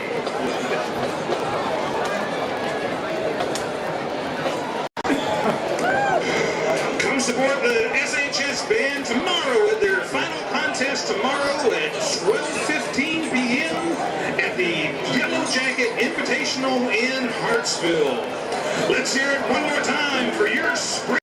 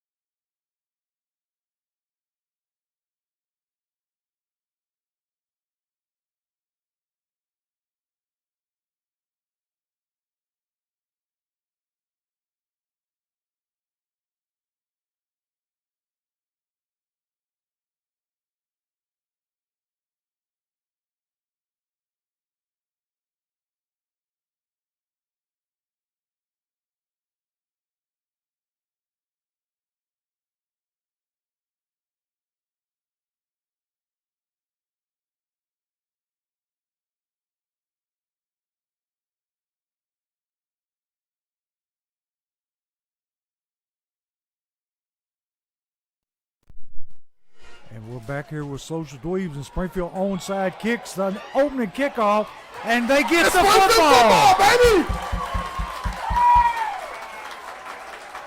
A great way to open the second half, an onside kick, and Springfield has the football at the 45-yard line.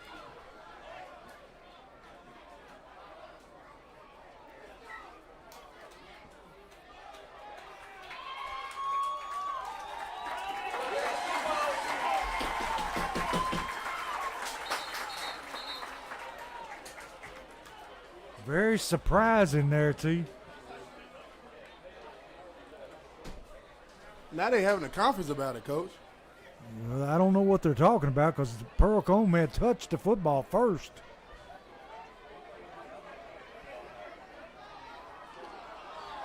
What is this?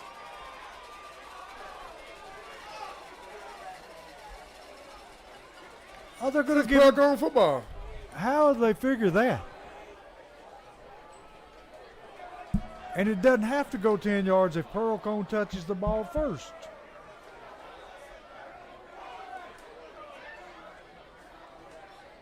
Makes no sense whatsoever.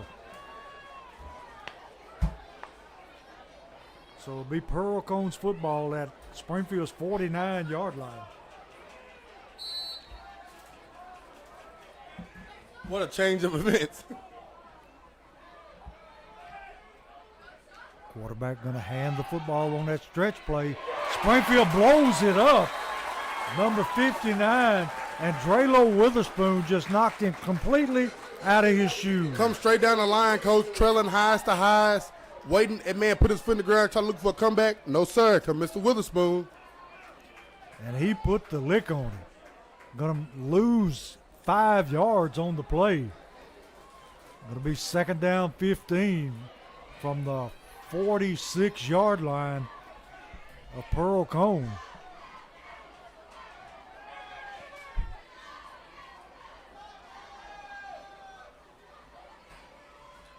Quarterback looking to throw, flushed out of the pocket, rolling along the outside, and he takes it back to about the original line of scrimmage.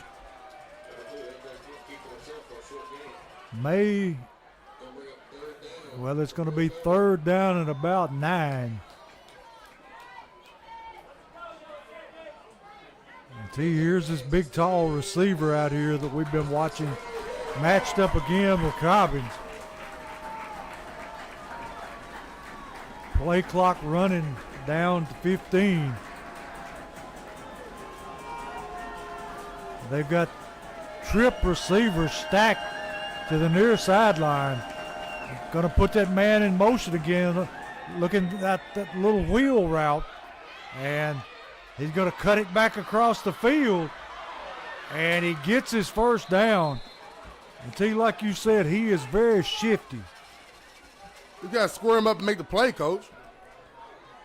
Somebody got to put a hat on him. Got to follow that belly button. He can't move without the belly button. Don't look at his arms. Don't look at his feet. Head movement. Ignore all of that. Look in the middle of that stomach and put your helmet there and aim for there. Shoot your guns and get them. He can't go anywhere without it. Quarterback going to run the same play, and another big hole. And he rumbles down inside the 20-yard line. And T, they've run that play over and over tonight. We saw the same thing last week. Yes, sir. So it's 1st and 10.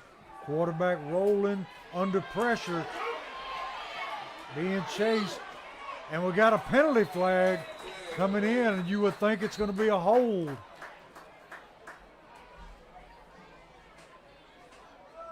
And it's going to be a hold against Pearl-Cohn. So it's going to back them up behind the chains. And T, I'd like to know how many penalties that is on Pearl-Cohn tonight. The great Coach Locke asked me that as I was down by the gate a while ago, Coach. I said, Coach Locke, your guess is good as mine. A whole lot of them. It's got to be at least 10.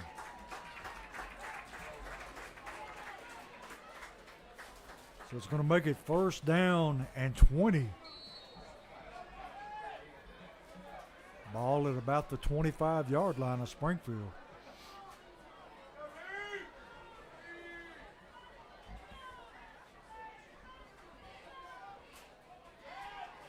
Quarterback going to handle the same play over to this side. Another flag comes in.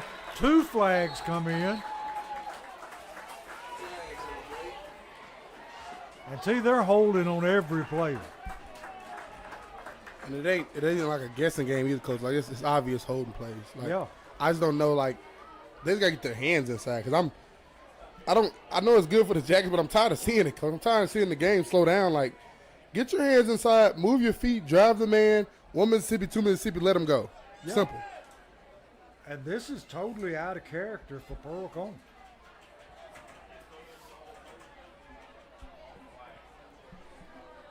So now they're going to move them back. And it's going to be first down from the 35-yard line. It's a 1st and 30. The first down marker is at the 5-yard line, Coach. Yeah. Hopefully Springfield plays bend but not break here. Bringing that big fullback into the game. Going to hand to the tailback. Going to be stopped right there at the line of scrimmage. Drayla Witherspoon's putting Springfield football. What, did he fumble? I'm not sure. Referees haven't signaled anything. Second down. Somebody laid a lick on him. So it's 2nd down and 30 from the 35-yard line. And see, we need a turnover. Yeah, Coach, need to get them out that area right now. They're driving, threatening.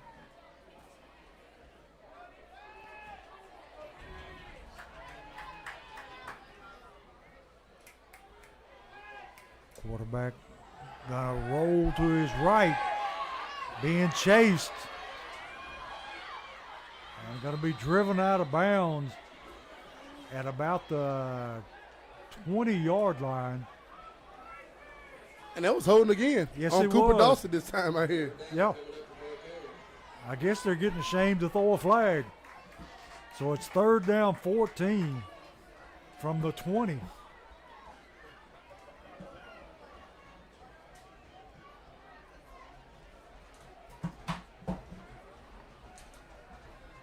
Play clock running down inside 15 seconds. Finally get the play in.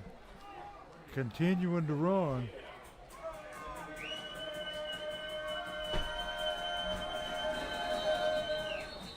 And they call timeout.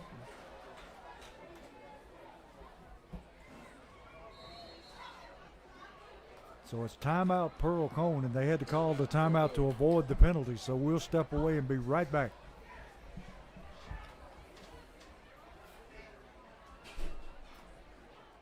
Free Bird Bail Bonds, your local bail bonds company. Call Josh England today.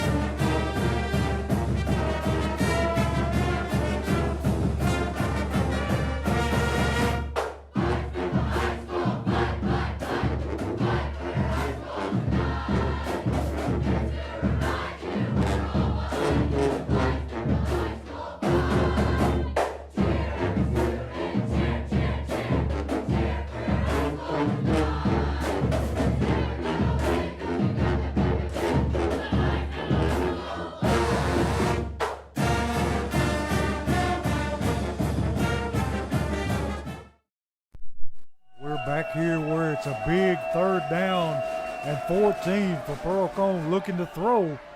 Man going to the flag in the end zone and knocked away there by Beard.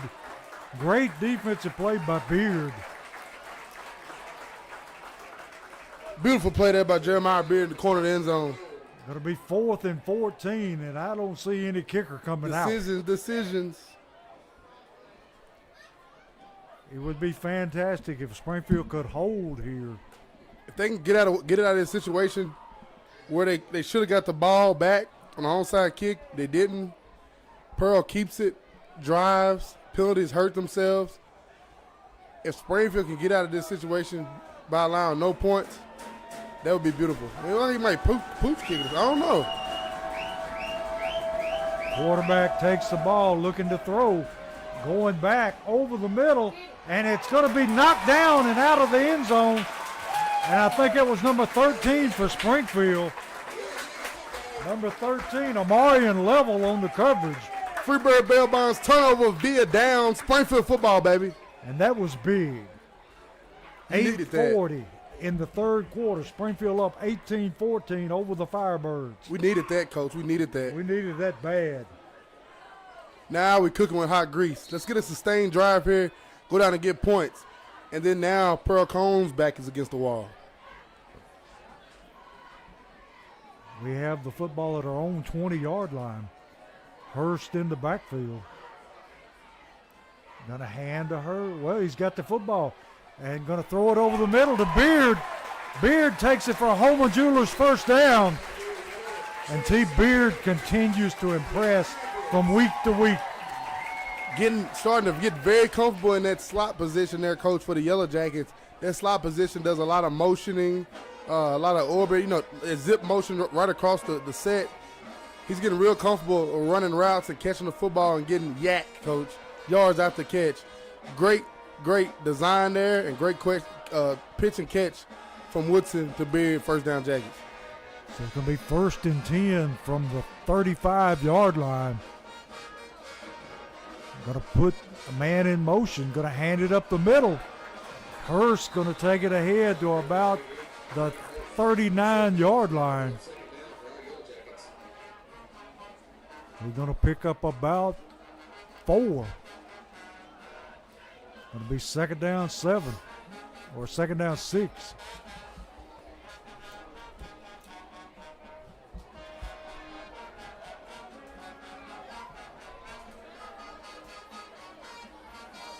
I don't know what Cobbins is motioning at, T, but he's trying to tell the coaches something. I think he's trying to tell the officials he's off. Woodson looking to throw, throws it out, hits Beard, and Beard dropped that one. Had his first down. Hit him the worst place you could, right in the hand. Yeah, you got to have him, Coach. I just bragged about him 2 plays ago, making a big first down. He come that time and he was right there at the sticks too, Coach. Easy catch, just dropped it. So it's 3rd down 6. Springfield needing to pick up this 3rd down to continue this drive. 7:12 left in the 3rd quarter. Springfield up 4, 18-14.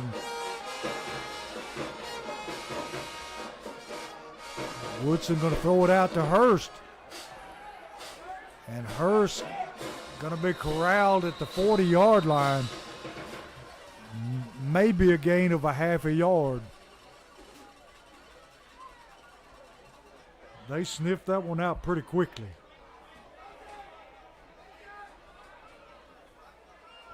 So the punting team coming on for Springfield. Neal on to kick it away. See, they're not giving Neal much credit for punting because he's not that far down the field. And he kicks it up over his head, and he makes a fair catch call at about the 16-yard line. So nice punt by Neal. Keith O'Neal becoming a weapon in the punt game, Coach. The senior, getting more and more consistent as we go. So Pearl-Cohn back on offense again. 6:27 left in the 3rd quarter. Trailing Springfield 18-14.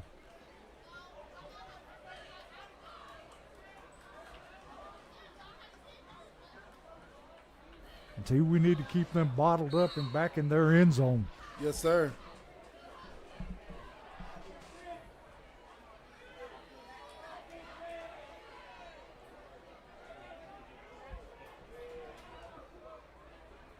Quarterback motions a man across the set. Got a hand to the tailback. And he's going to be met right at the line of scrimmage. And that time, T, you talking about setting an edge, they did a good job. Yes, sir. And the guy coming in motion is coming down, cracking it outside linebacker, and that's how they're able to get the edge. And now the outside linebacker is starting to see it and sniff it out and put his butt, try to rip up against the grain and make that play. Great job that time. So it's going to be 2nd down at 8. And that was Cameron Wilson, the junior, on the play.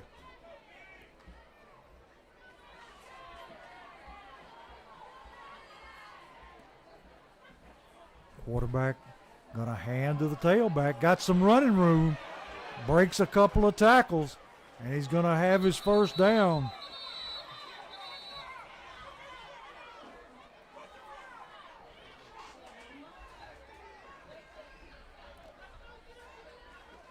That time, T, they're making most of the yardage off tackle.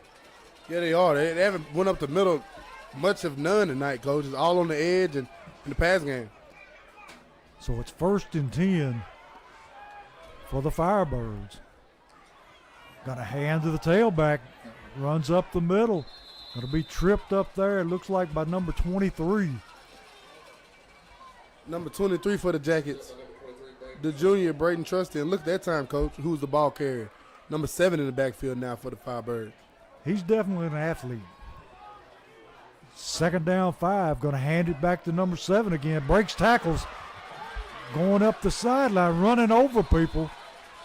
Finally tackled there by number 13. And we got a flag coming in late. And it looks like it's going to be on the Pearl-Cohn bench.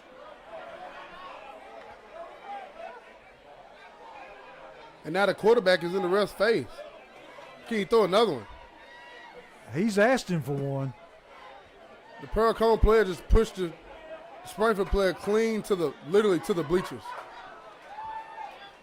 They're just continually shooting themselves in the foot.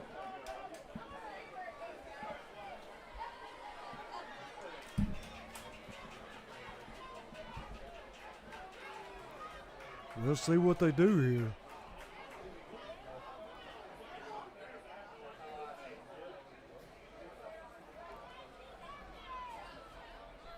It's going to be a personal foul against Pearl-Cohn.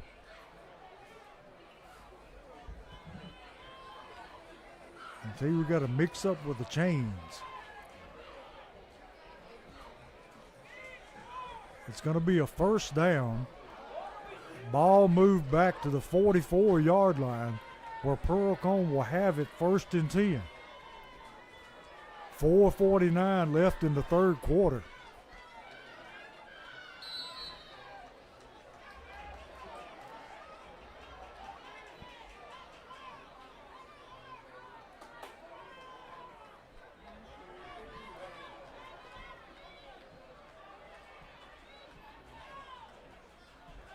Quarterback gonna look to throw, throwing deep down the field, got a man, and broken up there by Beard.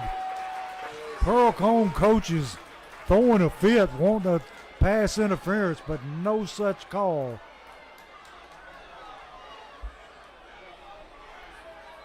And they're livid over on that sideline. Yes, they are. Referee calling an official's timeout. Both crowds getting into it, Coach. We got a battle here in the nest. We sure do. And I'm telling you, those Pearl-Cohn coaches are not happy. They were livid that there wasn't no flag thrown there. He's still talking. Going to be a 2nd down 10. 4:44 left in the 3rd quarter. Springfield up 18-14. And see this one going down to the wire. Yes, sir. I'm surprised we didn't have some more flags thrown over there. And in my opinion, Jeremiah Beard played it perfect. Yes, he did. He literally ran with the man stride for stride, put his right hand up at the last minute, and the ball hit his hand. And he had his head turned. Yeah, I mean, I don't know what more you want me to do. Yeah. You can hear the boos coming in. Now the Springfield faithful getting into it. Second down 10. Springfield can get a stop here and get the ball back without giving up any points and get up to points of their own, because I'm telling you, this place will explode over here. Ball at the 44-yard line of Pearl-Cohn. Quarterback going to hand on that stretch play, and there he goes for his first down and then some. I tell you, that one play is killing us. Getting to the edge, and now number 7 is the one getting the ball, and he's by far, you can tell, the fastest athlete they have on that sideline, and he's just gashing us. So it's going to be 1st and 10 from the 34-yard line.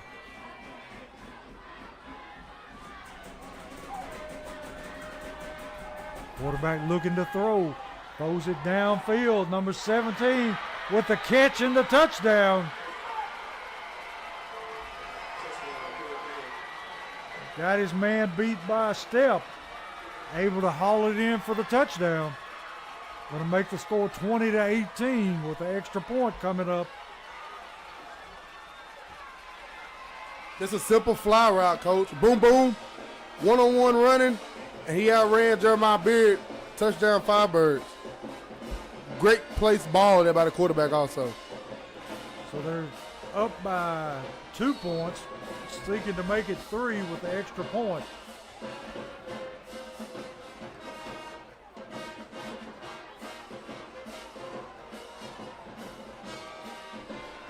Snaps down, and they botched it, and he's going to be tackled for a big loss. Bryce Baldwin and Cobbins in on the tackle. So it stays at a 20-18 lead, 4:29 in the third quarter. And the Firebirds will be right back to kick the ball away to Springfield.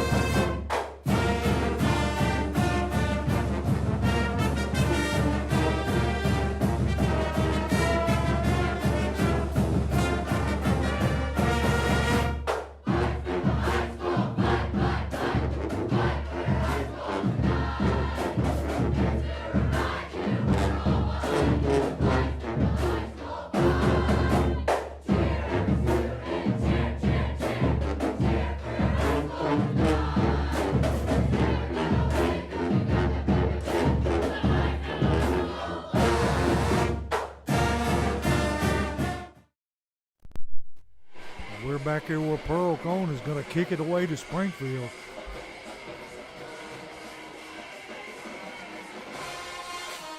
Ball going to be fielded by Beard. Beard making people miss, takes it back to about the 34-yard line where Springfield will take it over on this possession.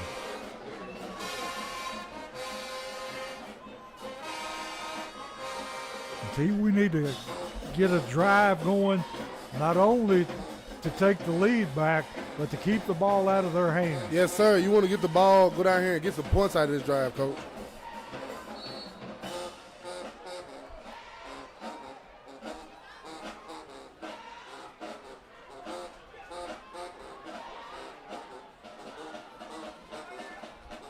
Woodson going to hand to Hurst. Hurst cuts it back in the middle. Going to pick up about 3 yards.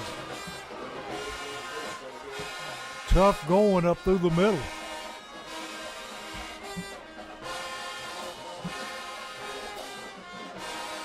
Ball going to be placed down at about the 37-yard line.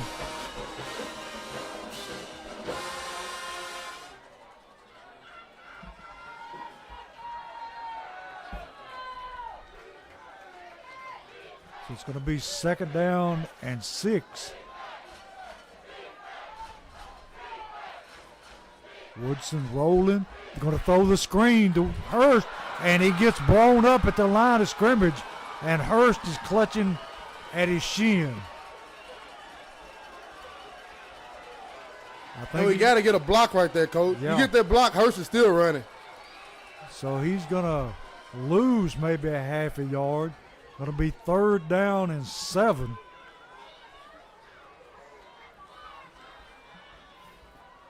If you get that one block on 9, and he sniffed it out good. He started rolling with Woodson stopped. Oh, it's the screen all day. Put his foot in the ground, ran back, and we had an offensive lineman that just didn't pick him up, Coach.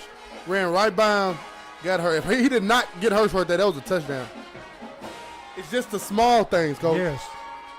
Woodson looking to throw, throws it deep over the middle and overshoots everybody, but we got a flag out here in the flats, and it may be defensive holding.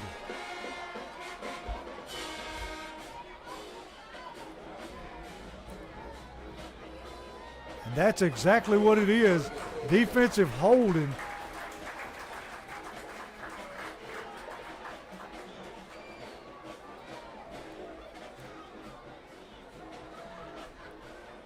So the penalty going to be marked off against the Firebirds.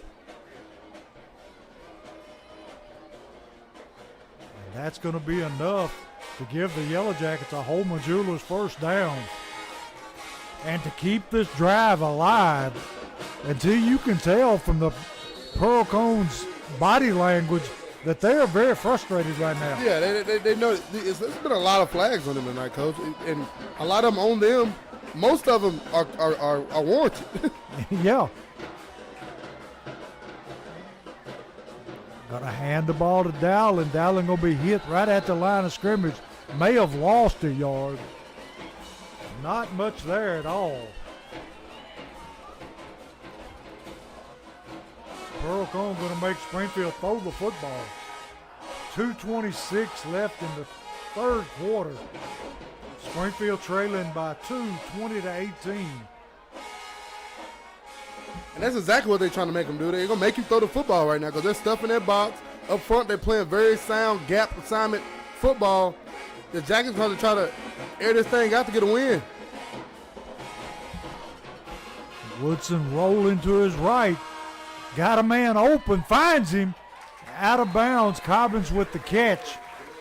And he's going to be about 3 yards short of his first down. He put his foot in the ground and turned and lost the defender. So it's going to be 3rd down and 3. 1:49 left in the 3rd quarter. And we need to keep this drive alive.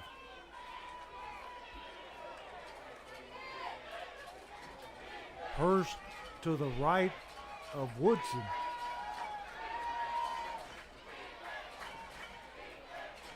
Woodson going to take it himself, and he's going to be short of his first down. And we got all kinds of stuff going on.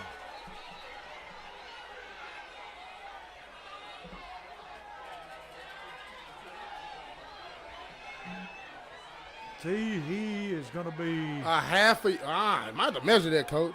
I would have to measure. This official come in with a different spot. Yes, he did. Now it's going to be a 4th. How do you let this official on this sideline spot the ball that went out on the visiting sideline? He has to go all the way across the field to see it. So it's going to be 4th and 1. Dowling in the backfield.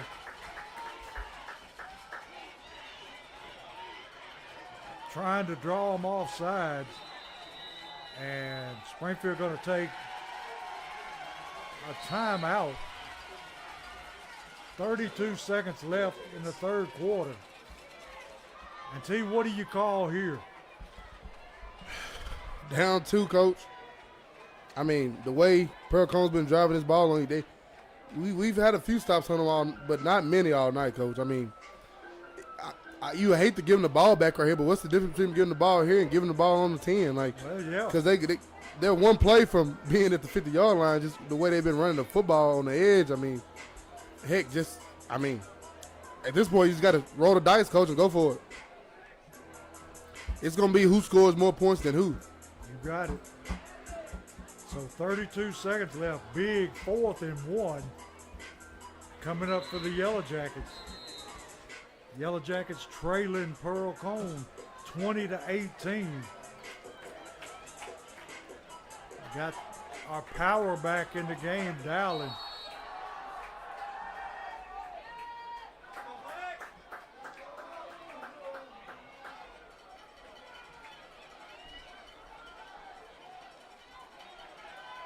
We hadn't seen that play where we break the man out of the backfield.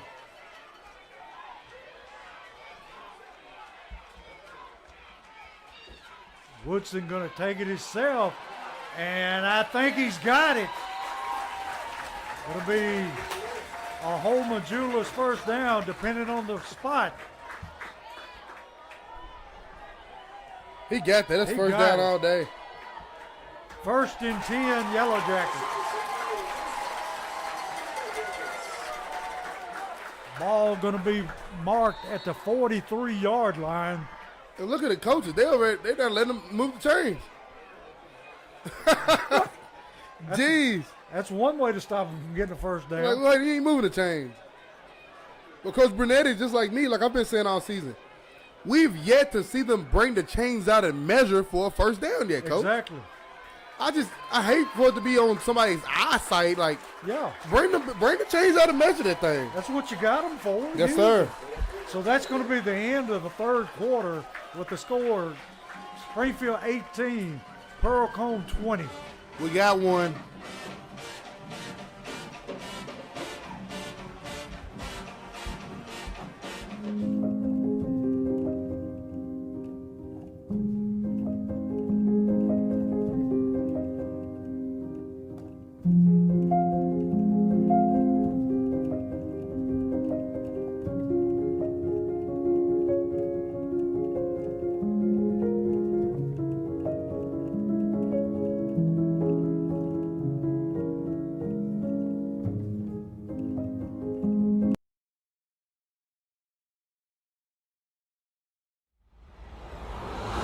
You are watching a Social Dweeb sports production.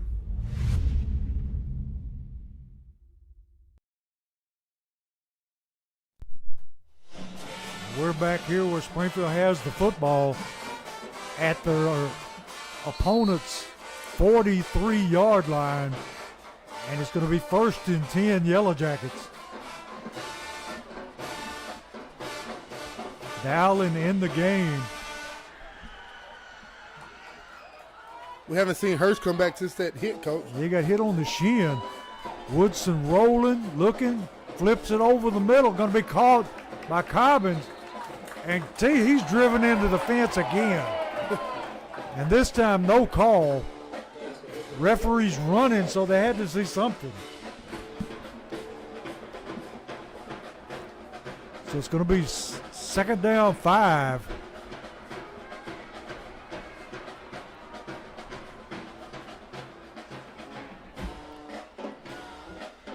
Ball at the 39-yard line of Pearl-Cohn.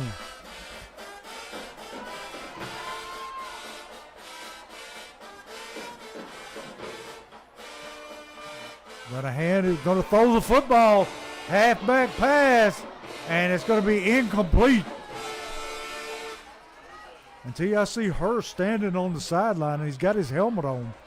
So evidently he is okay. He's coming back in the game. Going to be third down and 5, and what you would think would be 4 down territory.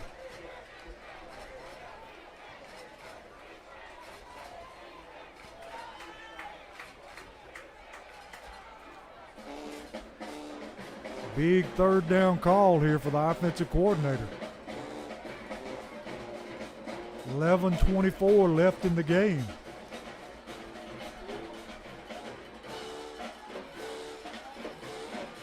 Woodson gonna hand to Hurst. Hurst takes it to the 30-yard line. And there's a flag on the play. Horse collar all day, Coach. Has to be. Personal foul, face mask. We'll take it no matter what. Yes, sir. And Hurst good hard running on the outside at the time. The play was designed for that B gap, Coach. he looked at it, and he's like, that edge is kind of nice. Let's use my speed and get there. And the foot race, I like Hurst against anybody, as you can see. He bounced it outside and made the hay. So it's going to be 1st and 10, Holman Jewelers first down, forklift system red zone at the 15-yard line. Hurst back in the game after a long rest. Well, he's giving Beard a lot of cushion over there. Woodson going to run it himself. Takes it down to about the 11-yard line. And they were pulling at that football the whole way. They've been doing it all night, Coach. And earlier, because just a few possessions ago on their sideline, that ball came out. Woodson was down, but they yanked it out of there. Fortunately, his knee was down, but they're going to keep trying to go at that ball. It's field is wet. And these balls now have been cycled through tonight. They're wet now. So you see Hurst, he has no gloves on no more, Coach. He's been gone gloveless since the second quarter. Ball possession is going to be very critical in this fourth quarter. So it's going to be 2nd down 7 from the 12-yard line. Woodson going to follow Hurst through the hole. Going to take it down inside the 10 to about the 8-yard line.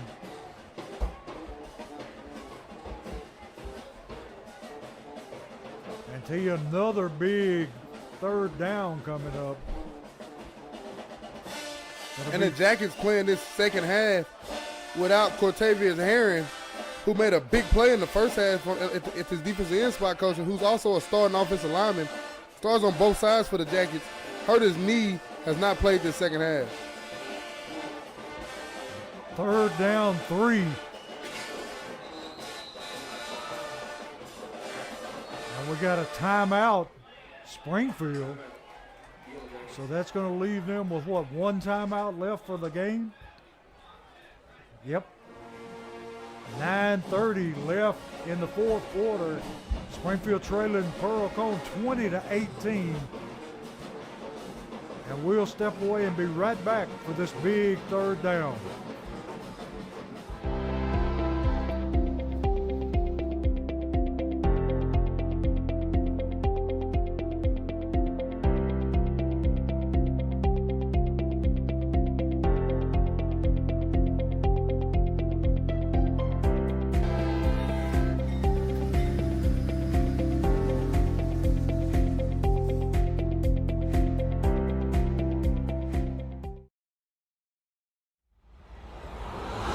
You are watching a Social Dweeb sports production.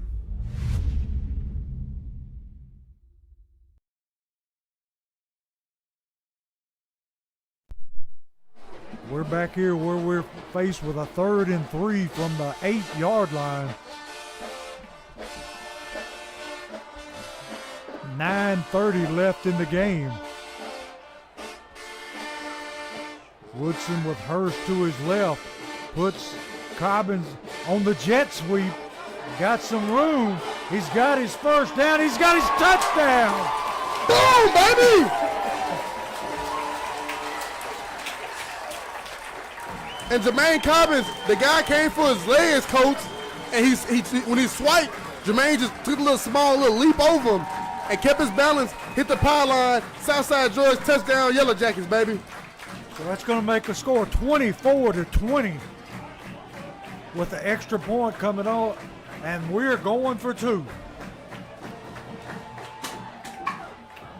We haven't seen our freshman kicker all night. No. He saved us last week, and this week he ain't even getting out there. We're going for 2 every time. We'll see if they jump off sides again, T.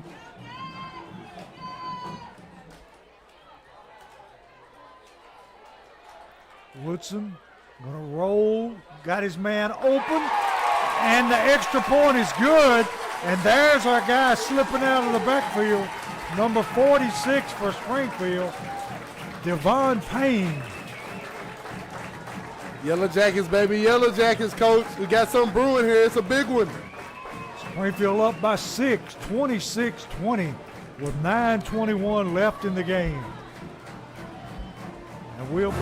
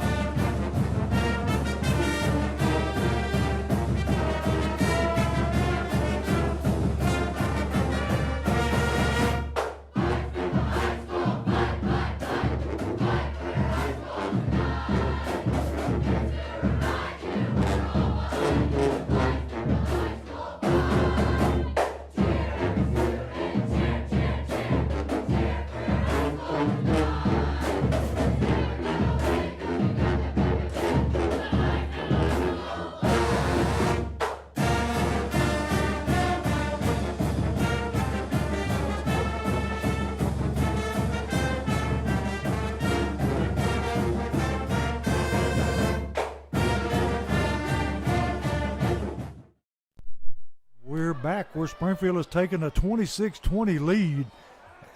Neal kicks it into the near sideline. Going to be caught by number 7. And he's going to break it back across the field. And he finally gets tackled there by number 38 for Springfield. Is that not Reynolds? Yes, sir. Barrett Reynolds. Came and saved the day. And they're going to have excellent field position at the 46-yard line of Springfield. 9:19 left in the game. Springfield up by 6, 26-20. Defense needs to stand tall here and make a stop.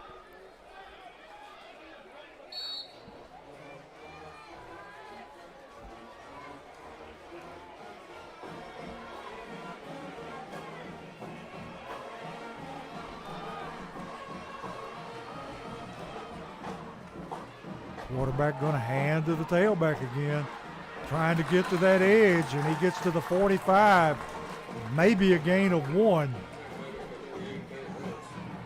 And see, we got a Pearl-Cohn player still on the field. And Barrett Reynolds on that stop again, Coach. Got an injured Firebird down. Yeah. Hope all is well with him. We'll see him continue this great ball game. We'll take a break. Come back. Oh, hold on, Coach. Forgot about this one down here. I got another trivia. The Jackets Vault trivia. One more from you. I had this one written down. I forgot about it, Coach. I got into the game, got excited. This Jackets Vault trivia, Mr. Kenneth Hawkins sent this question in. I like the name. I named it the Jackets Vault trivia. I think it's something different, Coach. But it's come via Mr. Kenneth Hawkins' knowledge. What is the most points scored in a Springfield High School football game?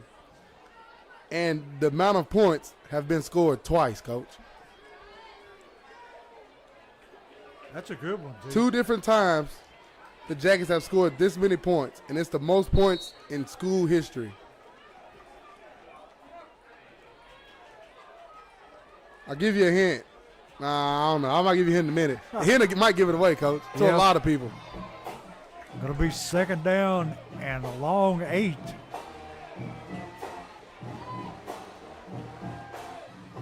Quarterback going to roll to his left, going to throw it in the flats. Going to be caught and driven out of bounds at about the 35-yard line. And he's going to have a first down.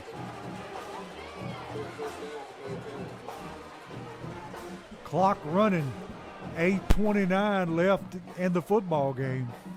Springfield up 26-20.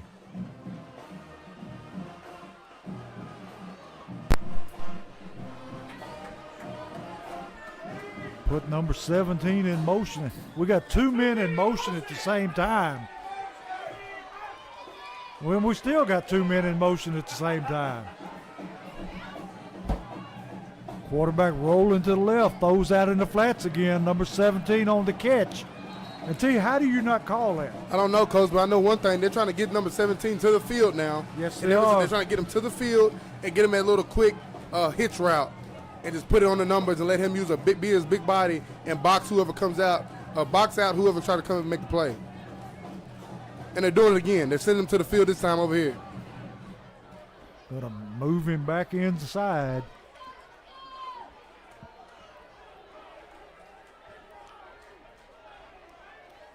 Getting a play in from the bench. Quarterback looking to throw. Throws it down in the end zone. And he's going to overthrow his receiver. So it's going to bring up second down 10. Ball at about the 23-yard line. And that's going to stop the clock with 7:38 left in the game. Second down 10, Firebirds.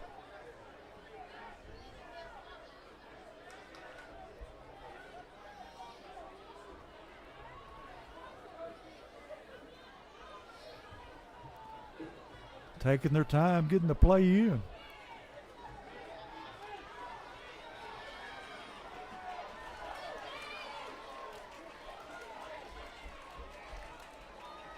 Quarterback going to hand on that little delay.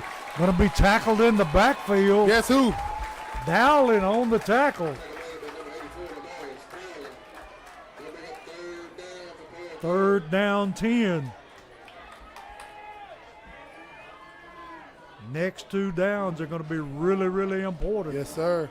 It's going to be a 3rd and 12 now. They say he lost yardage on the play until you almost have to know where they're going to go with the football. Yes, sir.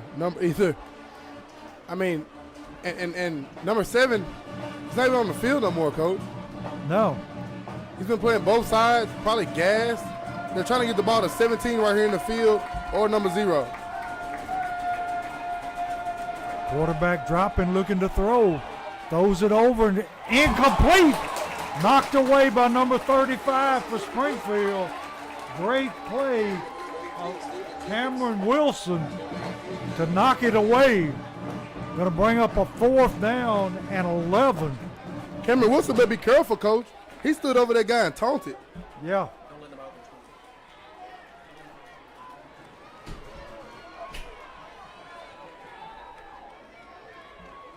Big 4th down here. 6:43 left in the game.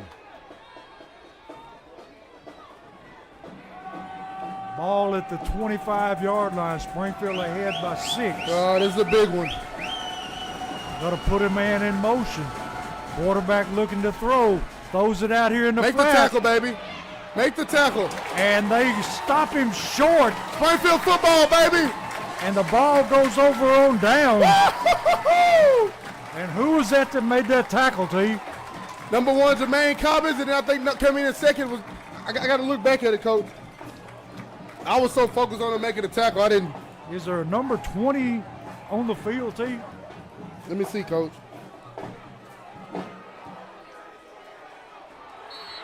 You had number 35, Cameron Wilson, making the 2nd play in a row, and number 1, Jermaine Cobbins coming in to assist. And now we need to make a long, sustained drive and score. Yes, sir. Pearl-Cohn coming on a blitz. Gonna hand the ball to Hurst. Hurst taking it ahead for positive yardage. Hurst running the ball hard. Again. Gonna pick up about 3 yards.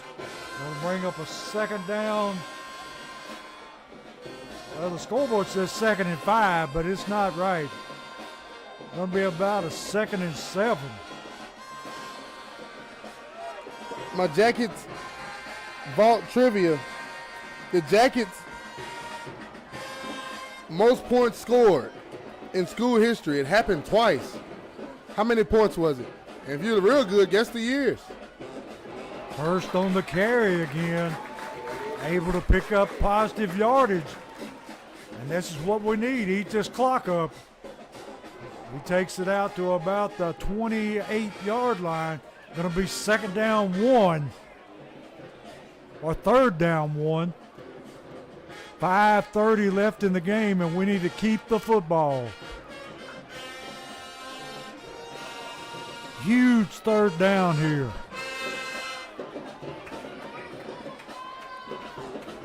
Yes, it is. Pearl-Cohn crowding the line of scrimmage.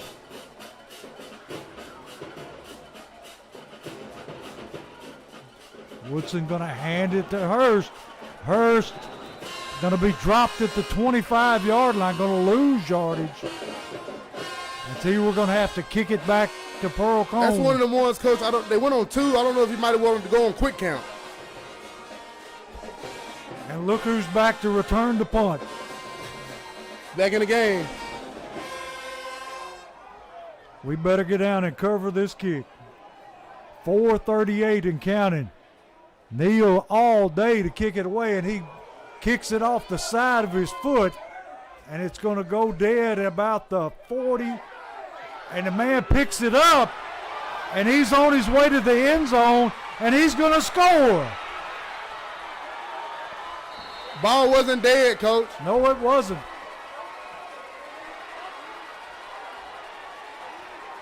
So that's going to tie the game at 26. With Pearl-Cohn coming on to kick the extra point. Sneaky devil. Sneaky devil. Stepped in and scooped it, Coach. We were caught sleeping. on to give Pearl-Cohn the lead, the kicker.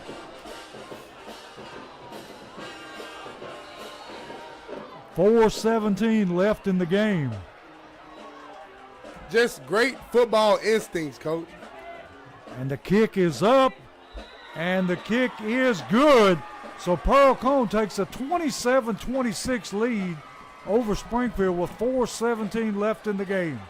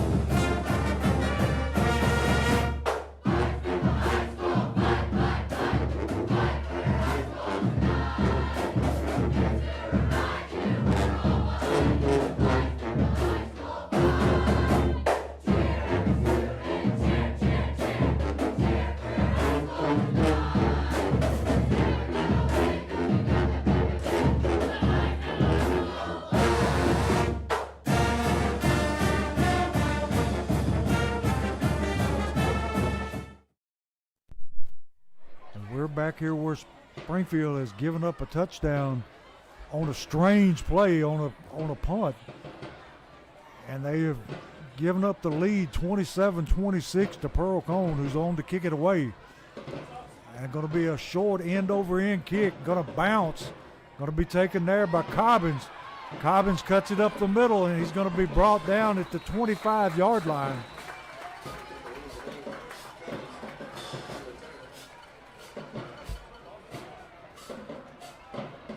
So it's going to be 1st and 10 Yellow Jackets from their own 25. Got 75 yards to go to take the lead back.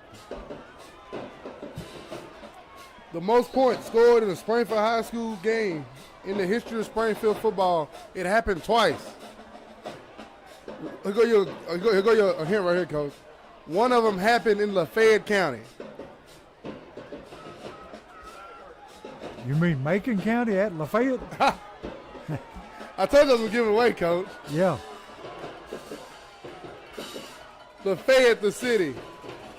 That's been a while. Ball thrown out, in and out of the hands of Bryce Baldwin. Good defensive play to knock it away. Going to bring up a 2nd down and 10. Clock going to roll under 4 minutes here in the next play. Most points scored in Springfield High School history. It happened twice, Coach. Once in 1937 against Portland, and again in 1992 against Macon County. 75 points, the most points, and that Macon County game was the Mr. Football Michael Thomas night. We could use 2 of those points right now. And we got a flag on the play, and it's going to be against Springfield.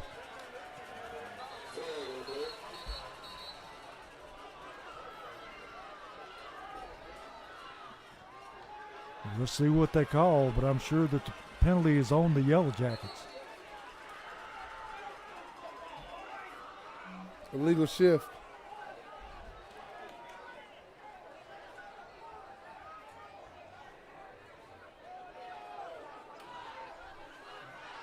And it's going to be declined, so it's going to be 3rd and 10.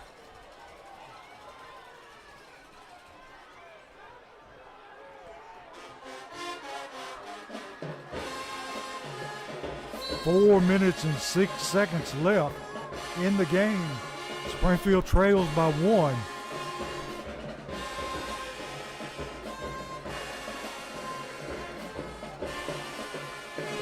Woodson looking to throw. Going to throw it out deep to Beard and out of bounds. 4th and 10.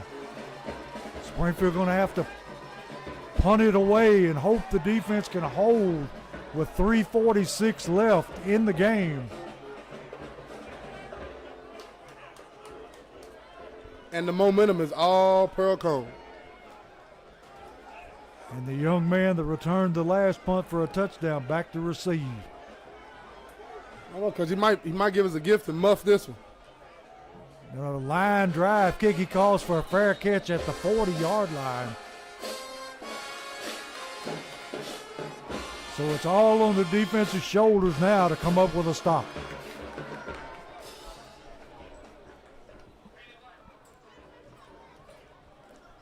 Pearl-Cohn band really getting into it now, T. Been jamming all night, Coach. Springfield with one timeout left to play with.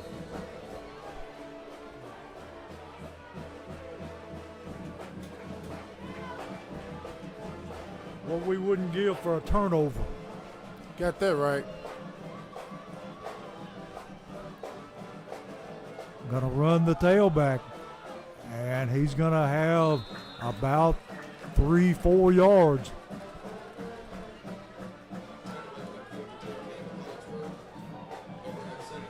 And T, I don't understand this. Pearl-Cohn with the lead, and they're coming right back up to the football again. Very confident in what they do, Coach. Yeah. And the ability they have.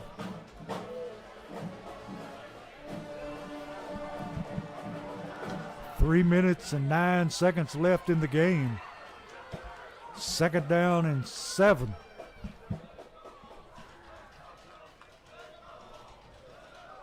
Play clock down to 5. And the runner is off and down the sideline, and he's going to take it in for the touchdown. No, he gets tracked down from behind. Not giving up on the play that time, number 35 for Springfield. Cameron Wilson able to track him down at about the 6-yard line. Clock at 2:42.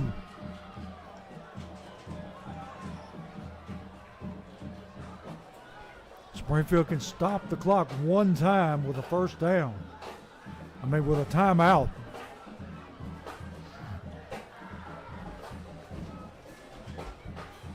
And a lot of Springfield faithful. And we got a flag thrown on the far sideline where the coaches at Pearl-Cohn are standing.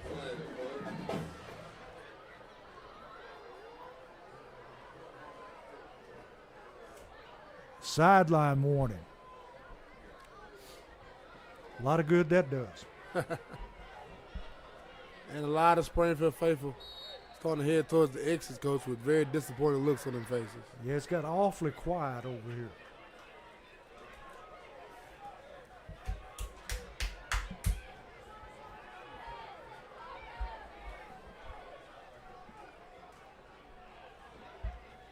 So it's going to be 1st and goal. Quarterback just going to hand to the tailback. And he's going to take it in for the touchdown. He walked in.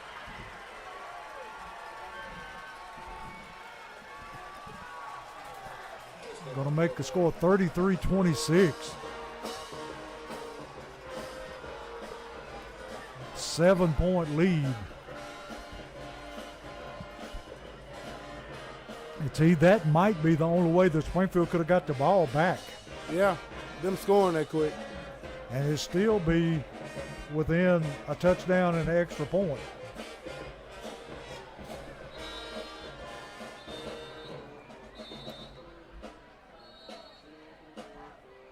And we got a timeout, Pearl-Cohn.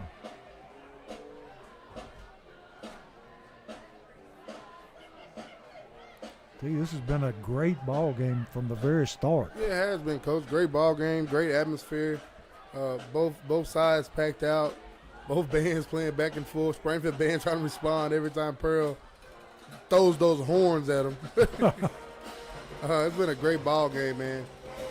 Unfortunate for the Jackets that a game you just controlled here late into the 4th, slipped out, possibly have slipped out of your hands due to a ill-advised special teams play, but just a momentary lapse. I mean, we assumed the ball was going to be blown dead and walked away, and he picks it up and takes it in for a touchdown. And Pearl-Cohn the timeout, coach. You think they're going to go for 2? Because you go for 2, you make it a 9-point game. Yeah, you may put it out of reach. But if you don't get it, and Springfield goes and scores,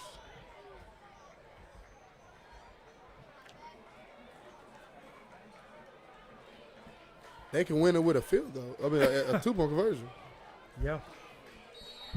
I believe I'd go on and kick it. But it looks like they're going to go for 2. It's a big play right here, coach. Real big.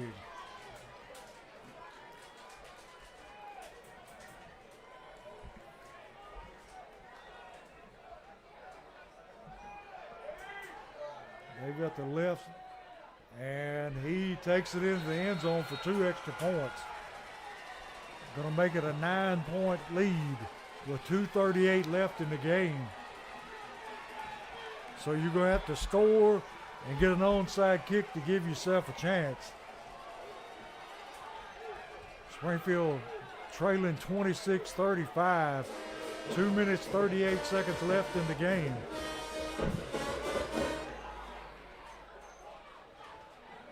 I think we're going to have to score and score quickly.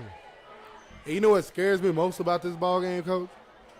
He got a flag down on us from Landry. And what is this?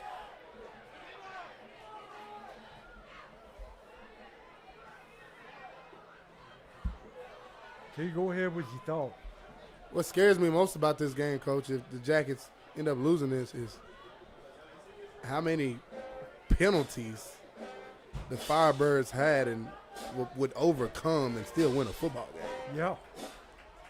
Because they had a few, like maybe 2 other drives they should have scored on that got defaulted by penalties. So that means this game, they could be in the high 40s right now, coach. Oh, yeah. And that kind of scares me. Yeah. It makes you think what they're capable of. Yes, sir. And see, they're backing them up on the penalty where they're going to be kicking from the 25-yard line. So that's going to help some.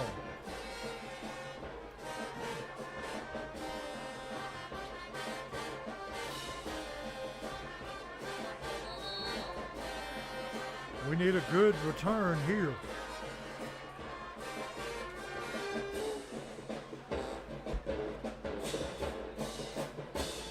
Kick going to be short, and we got offsides on Pearl-Cohn, so it's going to move them even further back.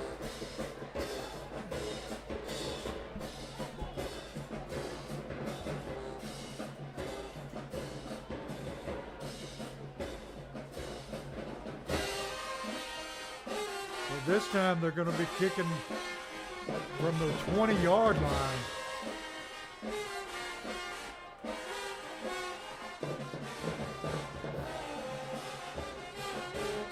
Still 2:38 left in the game. Springfield 1 timeout.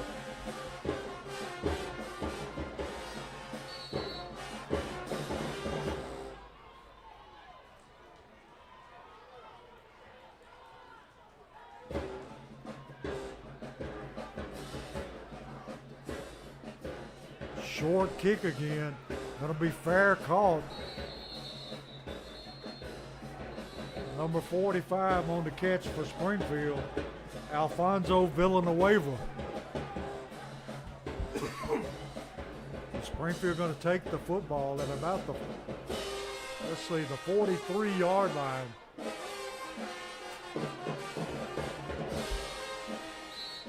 Springfield going to have to score and then get the onside kick to give themselves a chance.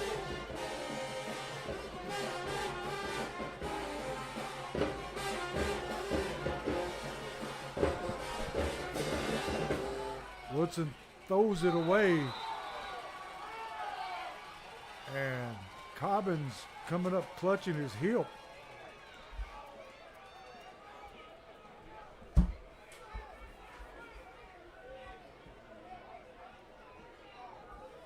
It's going to be second down 10. 2:32 left in the game. Springfield behind by 9.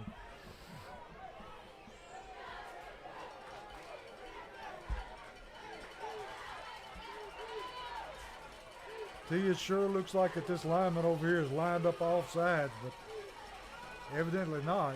Throw it over the middle, caught by Beard. And they're humming, Coach. They're coming after Woodson. They're just laying their ears back and coming. Going to be 3rd down and about a long 3. Woodson looking to throw. Throws it across to Baldwin. Baldwin running down the field. Going to take it in for the touchdown. Touchdown, Bryce Baldwin. Touchdown, Jacket. Bryce Baldwin with a catch and the touchdown. Hold on. Hold your horses. Going to make it 35-32. 1:59 left in the game. Carmenares on to tack on the extra point.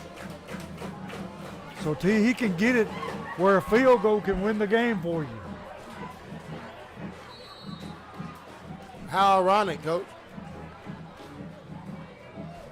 And Pearl-Cohn doesn't like they're going to rush. Now they're getting ready. And he gets it up. It's good. And it's good. So you would have to think we're going to onside kick this football. We got a good bounce earlier, Coach. We sure did. Hopefully we can do it again.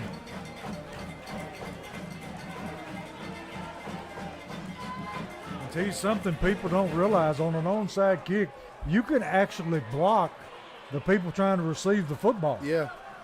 And the thing is, Coach, onside kicks, the way I like to see them, you see people kick them high, you see people kind of bounce them. I say go ahead and directly find you one person and try to kick it off of them. Bounce it off of them.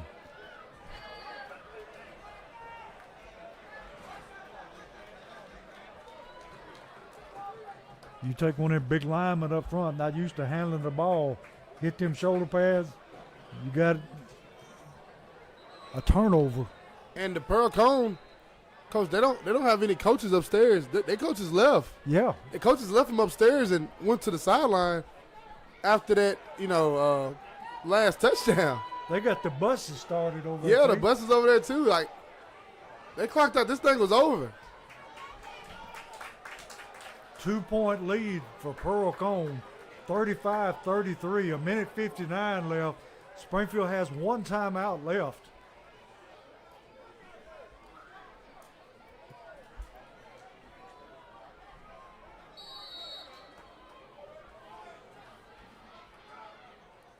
Neal on to attempt the onside kick.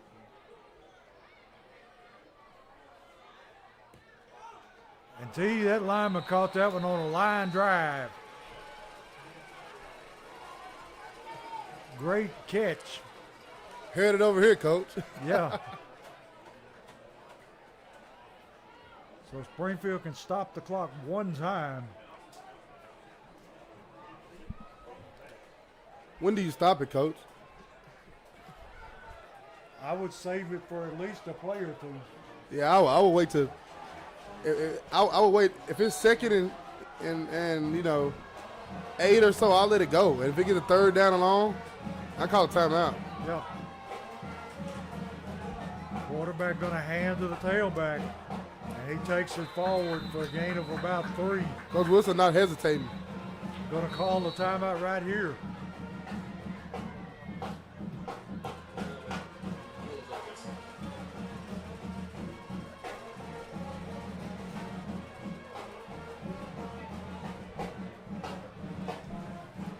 That's the last time Springfield can stop the clock.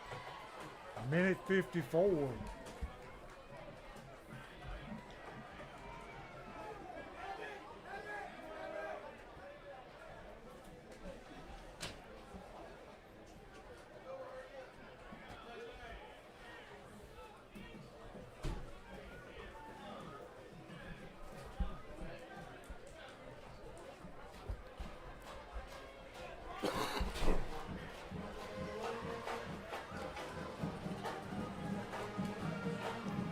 barring something unforeseen, looks like Pearl-Cohn going to come in and sneak out with a 2-point win.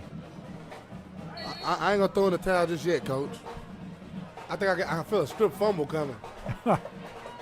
That would be nice.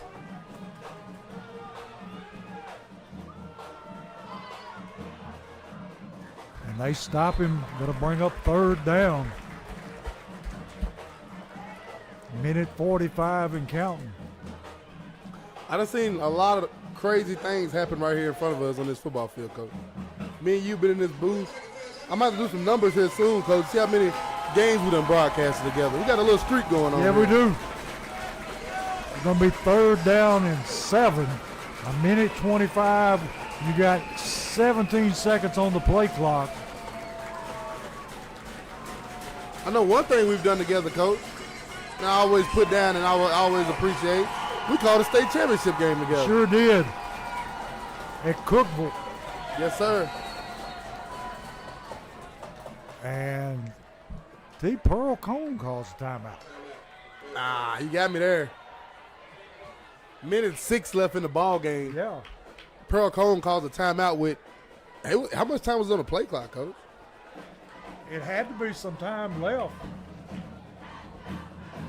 Interesting tactic there. So I found you a few scores around Middle Tennessee. 4th quarter, White House 37, Glencliff 0. White House will gain their 2nd win of the season. Final, Oakland 32, Blackman 0. Blackman came into that game 5-0, just like Oakland was 5-0, Coach. Oakland a monster. Final, Anderson County 28, Chattanooga Prep 8. Final, Green Hill 35, Cookville 20. Final, White County 26, Macon County 14. Final, Marshall County 56, Battle Creek 0. Final, Antioch 45, Cane Ridge 13. Final, White House Heritage 11, Maplewood 8. And here we go, a minute 6 left in the game. 3rd down and 7.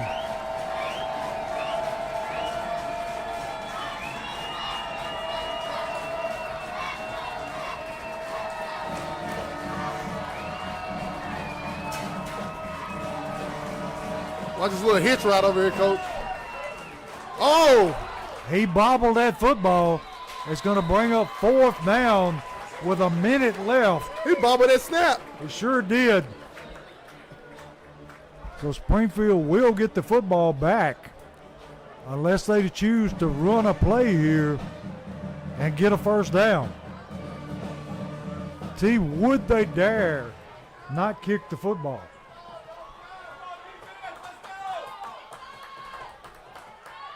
That clock went down fast, Coach. It sure did. Down to 31 seconds and 12 seconds left on the play clock.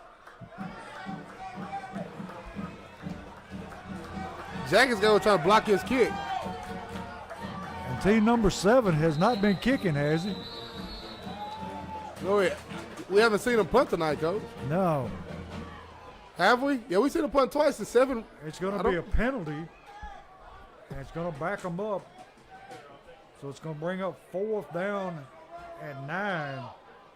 16 seconds left in the game. So now is the clock start on the snap? I think after a penalty, isn't it a dead ball? Be surprised to see if number 7 didn't just try to run the timeout. He's going straight up in the air, punt. And it's going to die. Somebody got to touch it, Coach, or the clock's going to run out. Yeah. 5 seconds on the clock. 5.8 seconds. The officials saved the Jackies on that one, Coach. Because that ball usually goes until, somebody touches it. And Pearl-Cohn has surrounded it. Here we go with a jump ball situation. And the Jackies got all the basketball players in, Coach. Pearl-Cohn only going to rush 3 this time. Everybody else back in coverage. And one thing you got to remember, you cannot end a game on a defensive foul. Up front got a hold, Coach. They only rushing 3. You got to give them time to get to the end zone. And here they go. Going to throw it out to Beard. Incomplete. 2 seconds or 2.3 seconds left. So they try to get that. I mean, Casey can't make it this far, Coach. But I think he can get to the end zone from here. Yeah.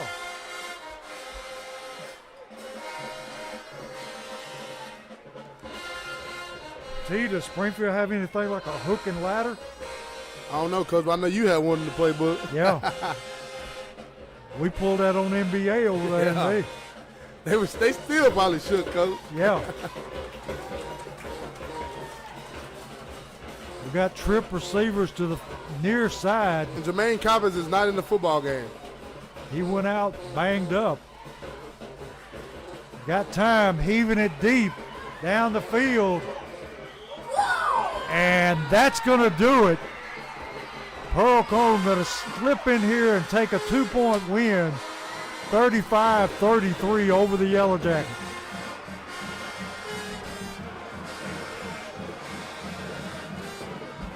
And see, this is a good football game no matter how it turned out. Yes, sir.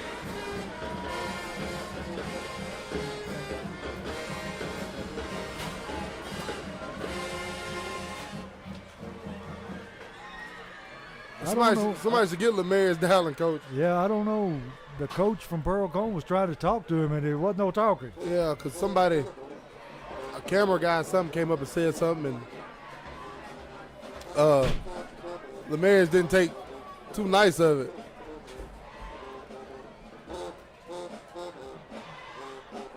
Coach Drew Wilson down there with him.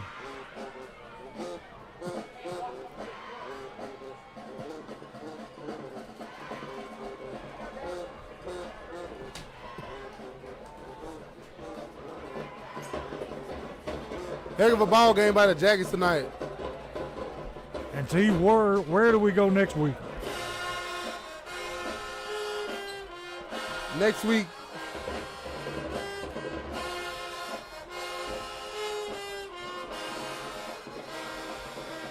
give me time here, Coach.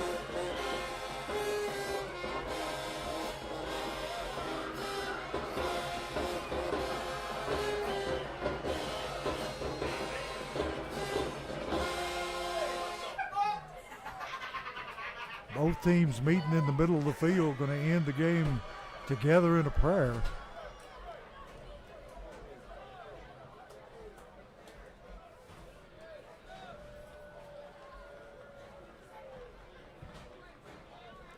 The Jackets now 5-1 will head to regional opponent Liberty Creek next week, Coach. So we'll be coming at you from Liberty Creek. We've never been there. New school. I'm excited to see the facilities up there, Coach. People always bragging about it. Yeah, they say it's very nice. I'm excited to see it. I need to carry a big crowd up there next week and get back in the winning column. But T, the Yellow Jackets played very hard tonight.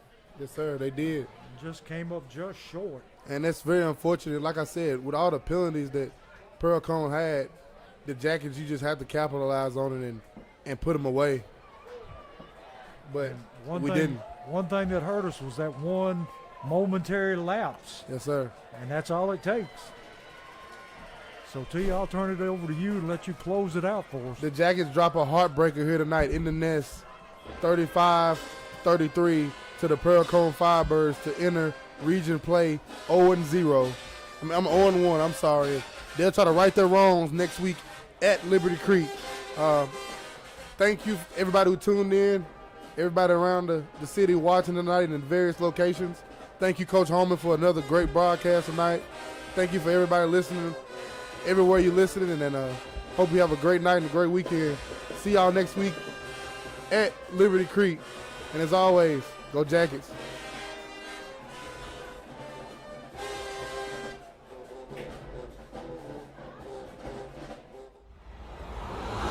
You are watching a Social Dweeb Sports